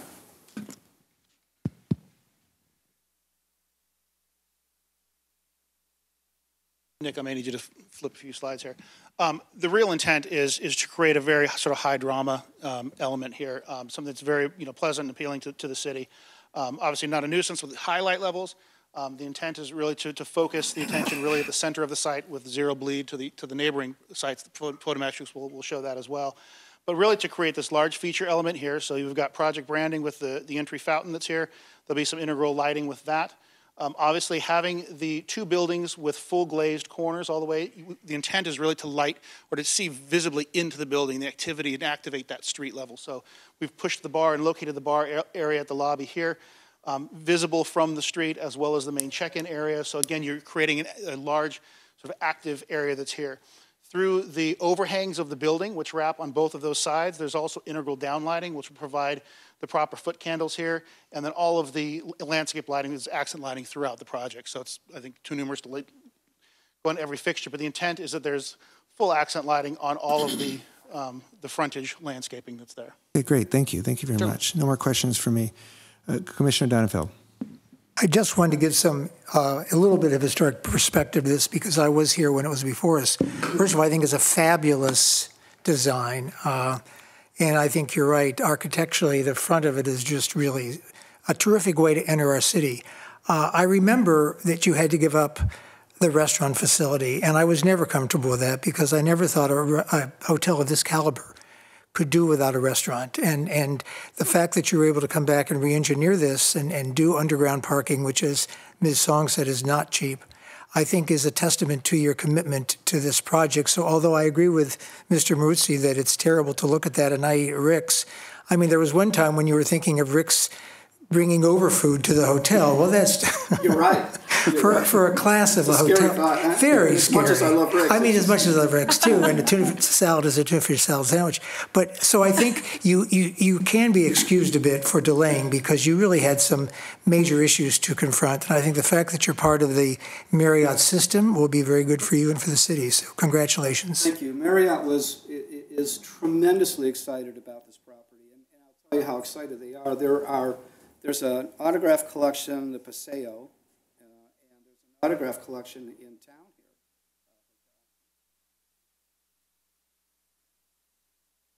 here. And on India. Usually those have protected areas, but we were able to get an approval to build also because we have exterior walkways.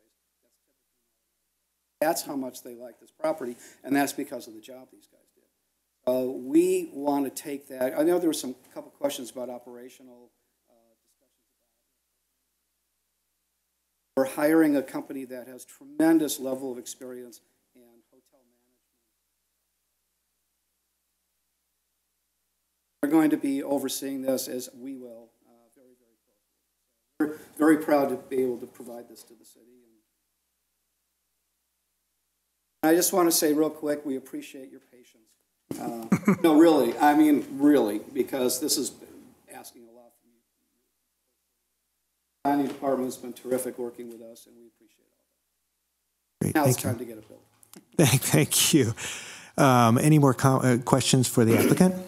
Hearing no more questions from the applicant, I'll close the public hearing, and I'd like to start, before we open things, I've heard two potential conditions of approval. One was to narrow the exit side so that it delineated what's the entrance and what's the exit. The other one I heard was to extend the decorative block walls up to the top of the parapet on the hotel portion of it. I heard those two conditions. I would like to add a couple of conditions to that to open our discussion. One is to continue the fencing and maybe expand the screening to say what's to come. I would like to add one that they give full consideration to gender-neutral restrooms.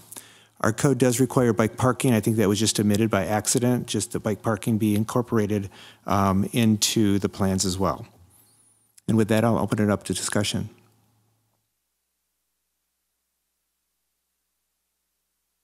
Commissioner Hirschman. I like your conditions. I think Ms. Song's suggestion about narrowing that exit's quite important, and I think it'll eliminate a couple of problems. One is people turning in there going north, as you suggested, and also if it's wide enough, you're going to have somebody waiting, going around them because the guy in the Ferrari wants to go around them. So if you narrow it, I think it'll eliminate both those. And it'll also make a nicer entrance because you'll be able to have a little more landscaping at the street side. So I'm fully supportive of that. It's a great idea. If you don't want to do lanes, that's fine. I think the paving pattern is quite lovely, obviously.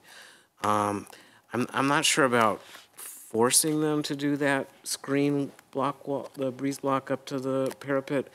If we ask them to consider it, I'd be happy to put that in as a condition. But all in all, I too think it's a great project, and let's vote on it and move forward. Commissioner Danefeld. Yes, Mr. Chairman, I would like to make a motion to approve this project. It would be an approval of a conditional use permit for a full-service spa and full-service restaurant, and an approval of a major architectural application for the construction of a 15,200 square foot restaurant building to an existing hotel. It's 1875 North Palm Canyon Drive, with the conditions as expressed by Director Flynn. And I will confess that I have these not in the same order that you do. My first condition is relative to the decorative construction screening that shall be in place within 3 months and to include what is to come, an identification of the hotel. Number 2 is relative to narrowing the exit side of the driveway on North Palm Canyon. Number 3 is to extend the decorative screen to the underside of the parapet, although... As a recommendation. As a recommendation. Or consideration. A consideration. Okay. And then number 4 is to provide gender-neutral restrooms, and in particular at the pool area or public areas. And then number 5 is to provide bicycle parking. And so those are the 5 conditions that I have. I would add just one more, that there's no standing, stopping, parking, or back up onto the public streets. Like vehicle standing, stopping, parking, or back up. Basically, that their valet operations has to operate in such a way that it's not impeding the public right-of-way. And that's a very busy, sort of difficult turn there, so I think that's appropriate. It's a curve, yeah. Okay. So with those 6 conditions as read into the record. And is there a second? I second. Seconded? We can vote?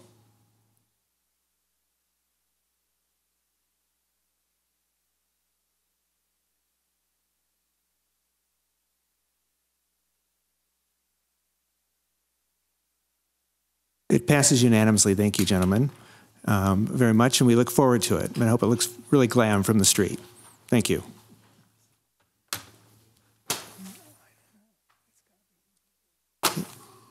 The next item is item 2B on the agenda, Sons of Italy on behalf of the Dolly Sinatra Lodge number 2400 to reestablish a conditional use permit to operate a meeting hall within the existing building located at 1700 North Sierra Road, Zone P, Section 1.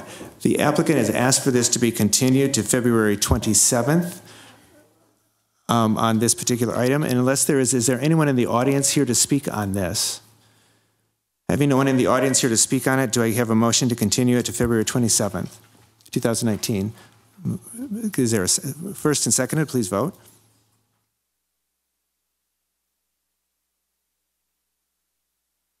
Yes. Okay, we'd like to take a comfort break for the next 10 minutes, so we'll reconvene at 3:45. Thank you. We have to be out of here by 4:30, I think.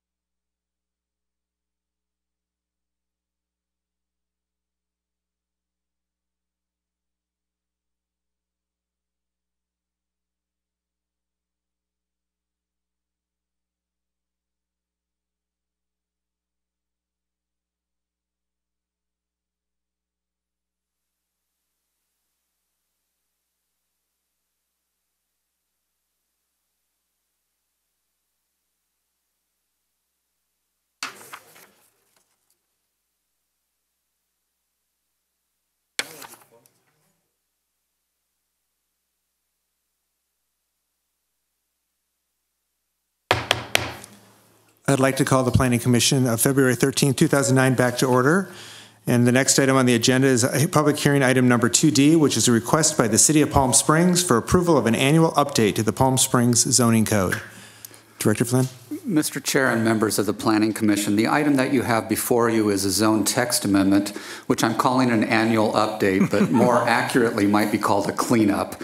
One of the things that I intend to do over the next several years is to have an annual item on our agenda where we are able to clean up minor elements of our zoning code. Each of my planners in the department has kept a list of things that drive them nuts in the zoning code, and so that forms the basis for many of the things that you see here. I've provided a table showing all of the proposed changes and then the reason for those changes. As you can see, many of them deal with definitions that are no longer in use in our zoning code. There are certain areas, for example, references to accessory units, where that has already been addressed under our new accessory dwelling unit ordinance, and so those need to be revised or removed. There's a couple of places where there's conflicts in zoning regulations. For example, there's one section talking about the front yard setback on corner lots, which says either 15 feet or 10 feet. And again, that's one of those things where we need to clear that up so it's clear to both staff and the public in terms of what the requirement is. So those are the basis of the changes that are being proposed. If you have any specific questions about any of those changes, I'd be happy to answer those at those time. But otherwise, that concludes my presentation to you, and I would seek your support on these changes. Questions? Commissioner Gardner. Just one thing, I think this was just a mistake for, I guess, page 3 of 791.00.10b. It says clinic. I think it says, in the justification, it says definition eliminated, but it's not crossed out. Oh, you're correct. Just so there's no, mistake later. Thank you very much. I appreciate you pointing that out. Are there any more questions of staff? Okay, hearing no questions from staff. Is there anyone in the audience here to speak on this item? I'm open the public hearing on this. Hearing nobody from the audience to speak on this, I close the public hearing and I open it for discussion with the Planning Commission. Is there a motion? Yes. A motion has been made to approve, seconded by? Can somebody second the motion? Motion's been seconded. Can you please vote?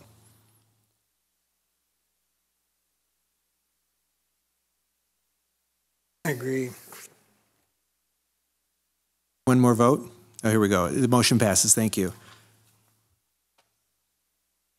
We move on to new business. There's no unfinished business. We move on to new business. Item number 4A, which is Gallery Homes requesting approval of a final PDD plans for 50 single-family residential units in planning area 4C within Phase 1 of Planned Development District 290, the Miralon development located at 801 Sunrise Way, which is a zone PDD 290, Section 35. Can we have a staff report, please? Thank you, Mr. Chair and members of the Planning Commission. So just a very brief background. This project in itself, the Miralon development, was approved way back in 2004 by the City Council, and it is to contain 1,150 residential units. So what you have before you today is a final development, one of the final development plans for Phase 1 of the project. So if you recall, I think about a couple months ago, you approved the first set of final PDD plans that came before you. That was for a different builder. So today, Gallery is presenting 50 homes to be located in those areas that are highlighted on the site plan that you have on your screen. So what they are proposing 50 units, and they will be located on the 6,000 square feet lots. These lots are basically on towards the northerly side of where the multifamily units will be located, and then to the southeast section of the site also. So that's where the two the units will be located. As a result of the process that we had to go through when the first final PDD plans came before you, the Planning Commission decided to form a subcommittee consisting of 3 members of the Planning Commission and 2 members of the AAC that worked with the applicant to get to where we are today. So we had meetings, up to 3 meetings with the applicant. Comments and recommendations were given. The applicants went back on all those occasions to review and then revise those plans before it finally went back to the AAC. Most of the recommendations that were made have been incorporated into the plans that you have before you. So specifically, the on November 15, 2018, that will be the very first time that the joint subcommittee reviewed the plans. And then again, it went back to them on another day before they finally went to the AAC. And that meeting also consisted of the subcommittee members from the Planning Commission and the AAC.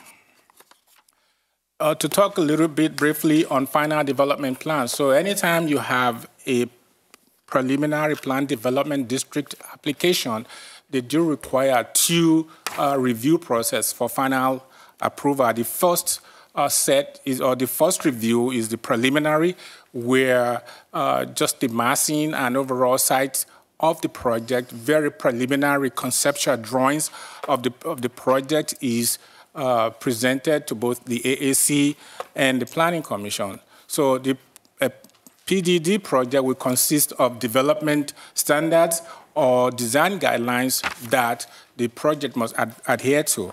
In the case of the Mirror Lawn, the Planning Commission and the City Council did approved architectural design guideline and landscape design guidelines. So in your review today, you will be making a finding of a substantial conformance with the design guidelines and the landscape guidelines and the development standards for the Mirror Lawn development guidelines that I gave you copies of it. And by the way, please, I do need those copies back at the end of the hearing. All right. So that is what essentially what final plan development district plans are. And as I stated in the staff report, you see that I gave some very excerpts from the design guideline that are relevant to this particular final PDD that you have before you. Also, I did provide the development standards that the lots that fits the lot sizes of this project. They are to be located on the 60-foot wide lots. Those have specific development standards, and this project also conforms with all those development standards in terms of height, setback, in terms of maximum lot coverage, for instance. So it is, and parking, this project is in conformance with all those development standards. In terms of mass, majority of these units will be one-story building. So the maximum height do not exceed the 24 feet allowed by the design guidelines. In terms of landscape, the applicant did provide final landscape, including the planting, and also for the future model homes. Staff, AAC and staff did review those, and they are in conformance with the design guidelines in terms of the plant selections and the groupings of the plantings. So on the last review by the AAC, let me just go through this. On November 15, 2018, when the subcommittee first reviewed the project, these were the recommendations made. So the applicant was asked to go back and review locations and heights of wall in the front yards of the proposal, to restudy proposed rear walls of plant 1 units, and then to provide offset walls to provide variations and articulations on the rear elevations, to consider a reduction of infinity walls. Infinity walls, I will let the architect speak more to that when he makes his presentation. And then to add windows on the 2-story units and to make them operable. They were also asked to provide a site analysis. The applicant has done all of those. And also, at the last hearing at the AAC, there were 3 conditions that you will find in your staff report. The applicant has also incorporated those conditions into the revised plans that you have. Specifically, the applicant was asked to review the application of stucco and fiber cement to the front elevations of Plan 1C and Plan 3C. They were asked to simplify the design. That has been done. I will go back and when I show you the slides. Number 2, that the proposed window header on Plan 3C is to be raised to match sliding glass, to match the sliding glass door heights. That has also been done.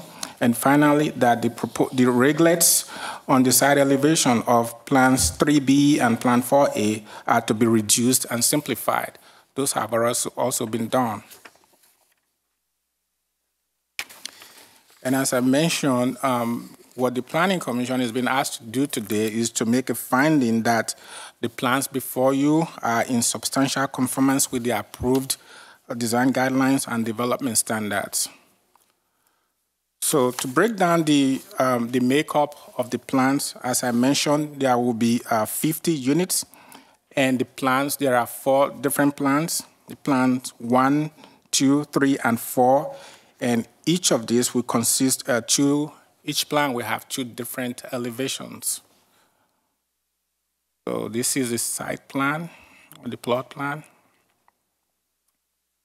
The cross sections. And this plan shows the street trees, locations, and the plantings. These are the more details that were provided for the wall and fence. And then the materials. This is a landscape plan for the model complex. This is a street scene of the unit. So, Mr. Chair, that will conclude my staff report, and if there is any questions, staff is available to answer those. As I mentioned, the architect and the applicant are also in the audience to make a presentation to you. Thank you. Mr. Chair, also, I might just mention, as Mr. Robertson had indicated, there was a subcommittee review of this project. They reviewed the project on November the 15th and December the 3rd. Mr. Rotman and Mr. Jakeway from the Architectural Advisory Committee were the AAC representatives, and then Commissioner Hudson and Commissioner Hirschbein were the representatives from the Planning Commission. If you have any questions about the recommendations of the subcommittee, Mr. Hirschbein would be able to tell you about those.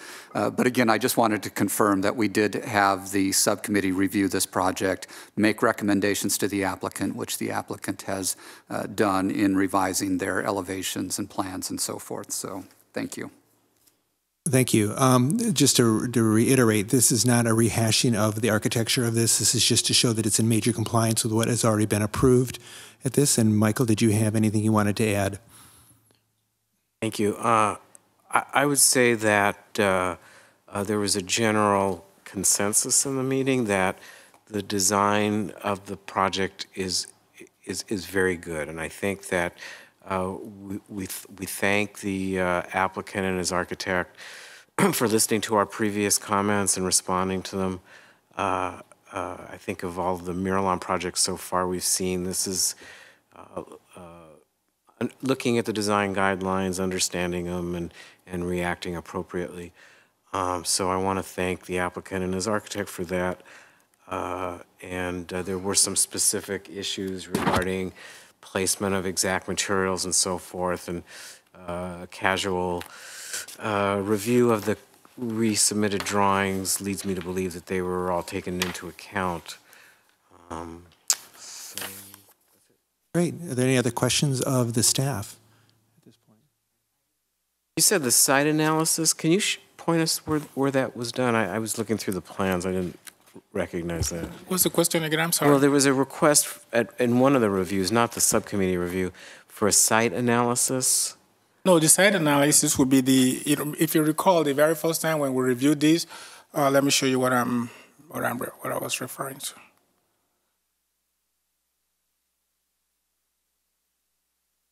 Essentially, the site analysis were the plot plans. So if you recall the very first time when this was reviewed, and I think Commissioner Maria Song will also recall that when this was first brought to you at the AAC, we did not have the site plan and the plot plans. And so, yeah. So didn't have anything to do with environmental. No, sorry. All right, well, I'll withdraw the question. I'm sorry, it's been a long day. Are there other questions of staff at this point? Seeing no questions from staff, is there a motion? It's not a public hearing. If you want to hear from the applicant, we certainly can. I just have a couple questions. Yeah. Is the applicant here? Can you come forward? And the architect also. It's always been, we've always focused on the some of the veneer materials other than the stucco, and I see them. I think maybe for the first time. I'm not sure the exact ones, and they're all very handsome. But are they in different sizes and proportions? And are there a lot of them, or just 2 or 3 sizes and proportions? There's actually there are 4 different sizes. There's there are 2 fiber cement panels. Are they represented up here? Yes, all of them are. Okay. And then because it all says stone veneer. None of it says fiber cement panel. There should be down there. The smaller pieces on the lower right-hand corner. Yeah, they're not the full size representation. And so the fiber cement panels, there's also precision cut precision cut stones. So there are variations, and then there are different sizes. So okay. Yes, they are. Okay, I guess my feeling is that, and I like the variation, but given the idiom of the buildings, which is modern, that the running bond doesn't work as well as the stacked. And I'd like to see them all stacked. Would that fight your aesthetic at all? I want to say out of the 8 elevations, we do have some that are running bond and some are stacked. Right. And is that, would you be against making them all stacked instead? I think that to introduce more variations to these elevations, I would be opposed to. You'd rather keep the variation? Yes. Okay. This is a comment. We spent a lot of time putting up the pictures on the full size on the walls and looking at what an actual street scene would look like because of all the things we talked about in the previous meetings.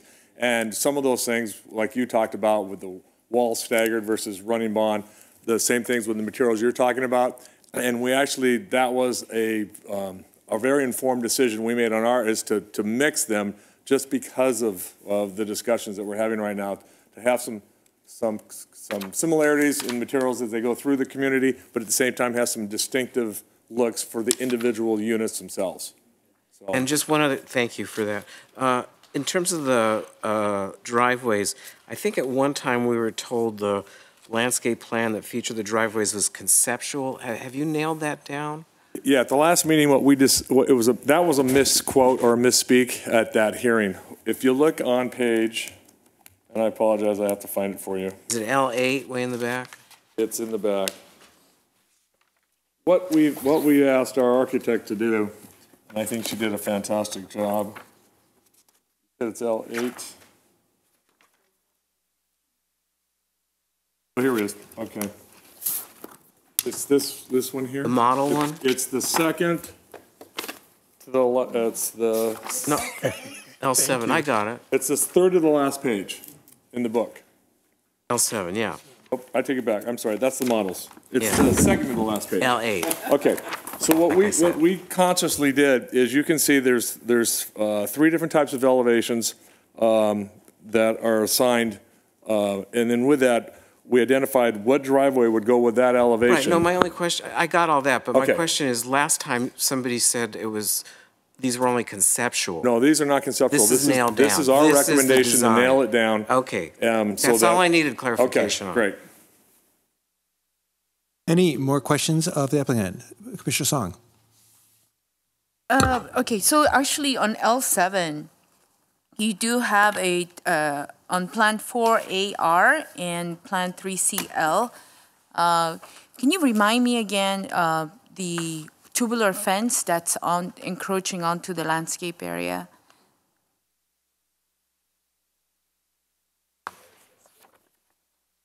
I'm sorry, it's this one here. Your 2 plans to the right. O-7, yes. So as you can see here, here's the model complex that we are putting together. Consists 4 model homes, Plan 1, 2, 3, 4. And as you mentioned, that Plan 3C and Plan 4A do have the opportunity to have the open space easement. That's per the design guideline, I believe, is 12-foot to 20-foot wide open space easement. Right. So is that the option of the home buyer to say? No, those are identified in the design guideline. Yeah.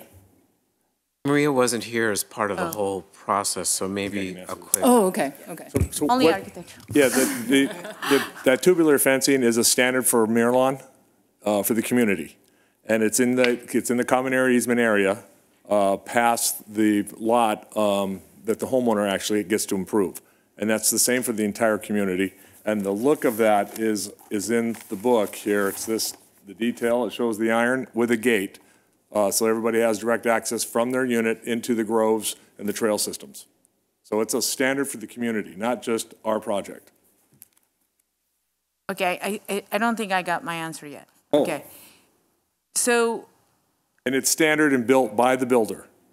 Okay, so you're assigning which parcels have the tubular fence? It's already assigned. It's already assigned on the whole master plan. Right, that's what I'm saying. It's already locked in. So I go in and I choose this one or I choose that one. Okay.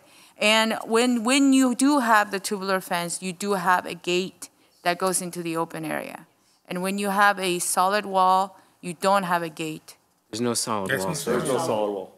Oh, okay. All right. I got it now. That's a correction. There is a solid wall along our south border, our east border. That's an existing perimeter wall. Mm-hmm. It's not, and so we do have 19 homes that do back up to that perimeter wall. That's the only solid wall that you'll see in these developments is if they back up to a perimeter. Anything that is in against the groves will have that iron fence.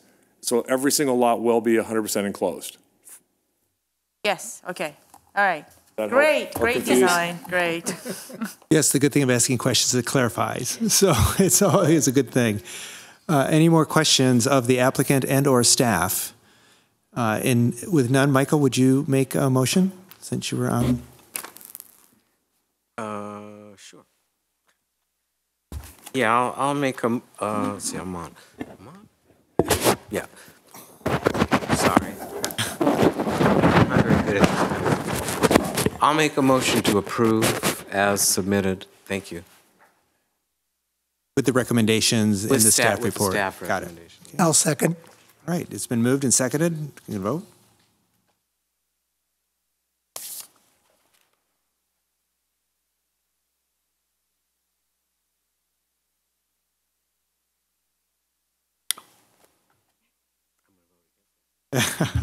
Great. It passes unanimously. Congratulations. And we look forward to the project. All right. Yeah. Thank you. The next part is if there's any planning commission reports, requests, or comments to the director or to staff at this point, this would be a time to bring them up.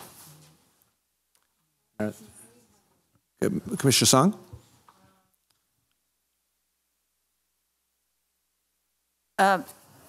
Director Flynn, on the ordinances regarding the mixed use and that went ahead of City Council, what was the final determination?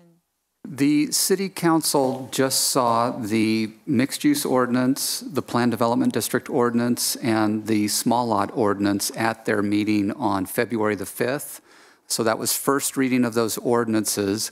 They had minor corrections to the Planned Development District ordinance and the mixed-use ordinance, but recommended approval or approved all three at first reading.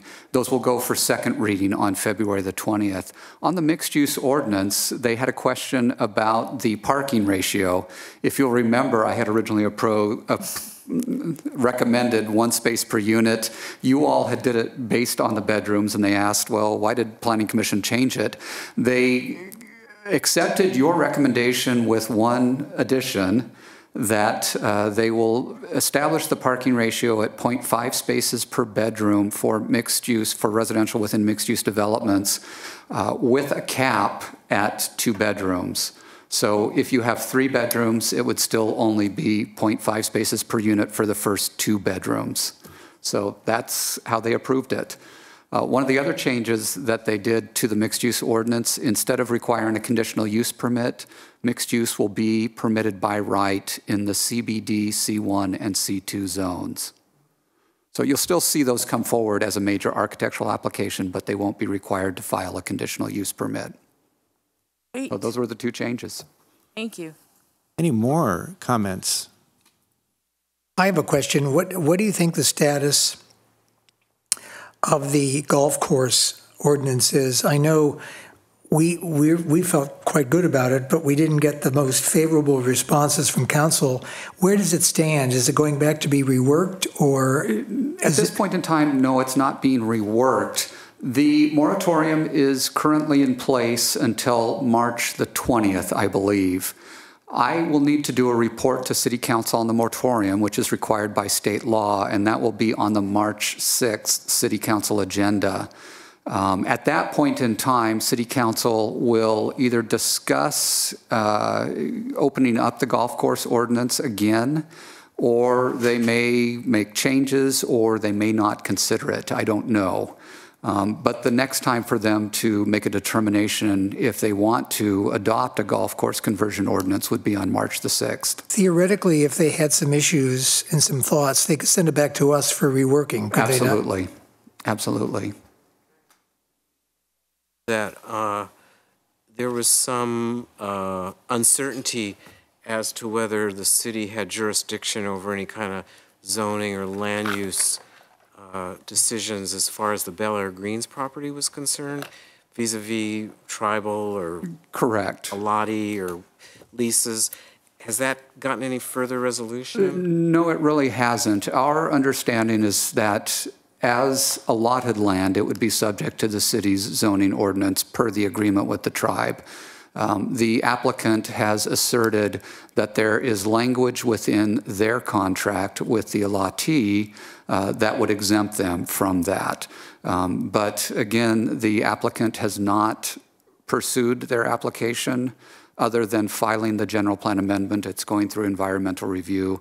They haven't requested that a determination be made on that point. So until they do, we are going to assume that it's subject to our regulations. Thank you. Thank you. Any more comments, questions, requests? Okay, and is there a report from the director? Yes, 2 items. The first is just a reminder that we will have a study session on February the 27th, beginning at 11 a.m. in the large conference room. We'll be doing a training session going over making findings, talking a little bit about the Brown Act. There's a couple of other things I wanted to chat with you all about. And then engineering would also like to do a brief presentation in terms of their role relative to the entitlement process and applications that come forward to you. So they'll also have a brief presentation. The second thing, we had discussed the possibility of doing tours of the Miralon site. And I think we will go ahead and extend that opportunity to you all. As we do tours, because of the Brown Act, we can't have more than 3 planning commissioners together at a time on the Miralon site. So we'll need to organize you in groups, but we'll send out emails and make that opportunity available to you. When we did a site visit at, at Eagle Canyon, we had the whole planning commission there. We did, because we did it as a noticed meeting. Oh, it was noticed, okay. And this one, I think, can be a little bit more informal. Okay. And so we'll go ahead and just do it in individual groups. Yeah.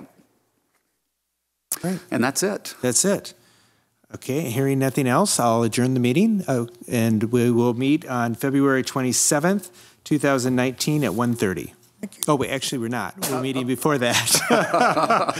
11 a.m. 11 a.m., right. Yes. Thanks. Thank you.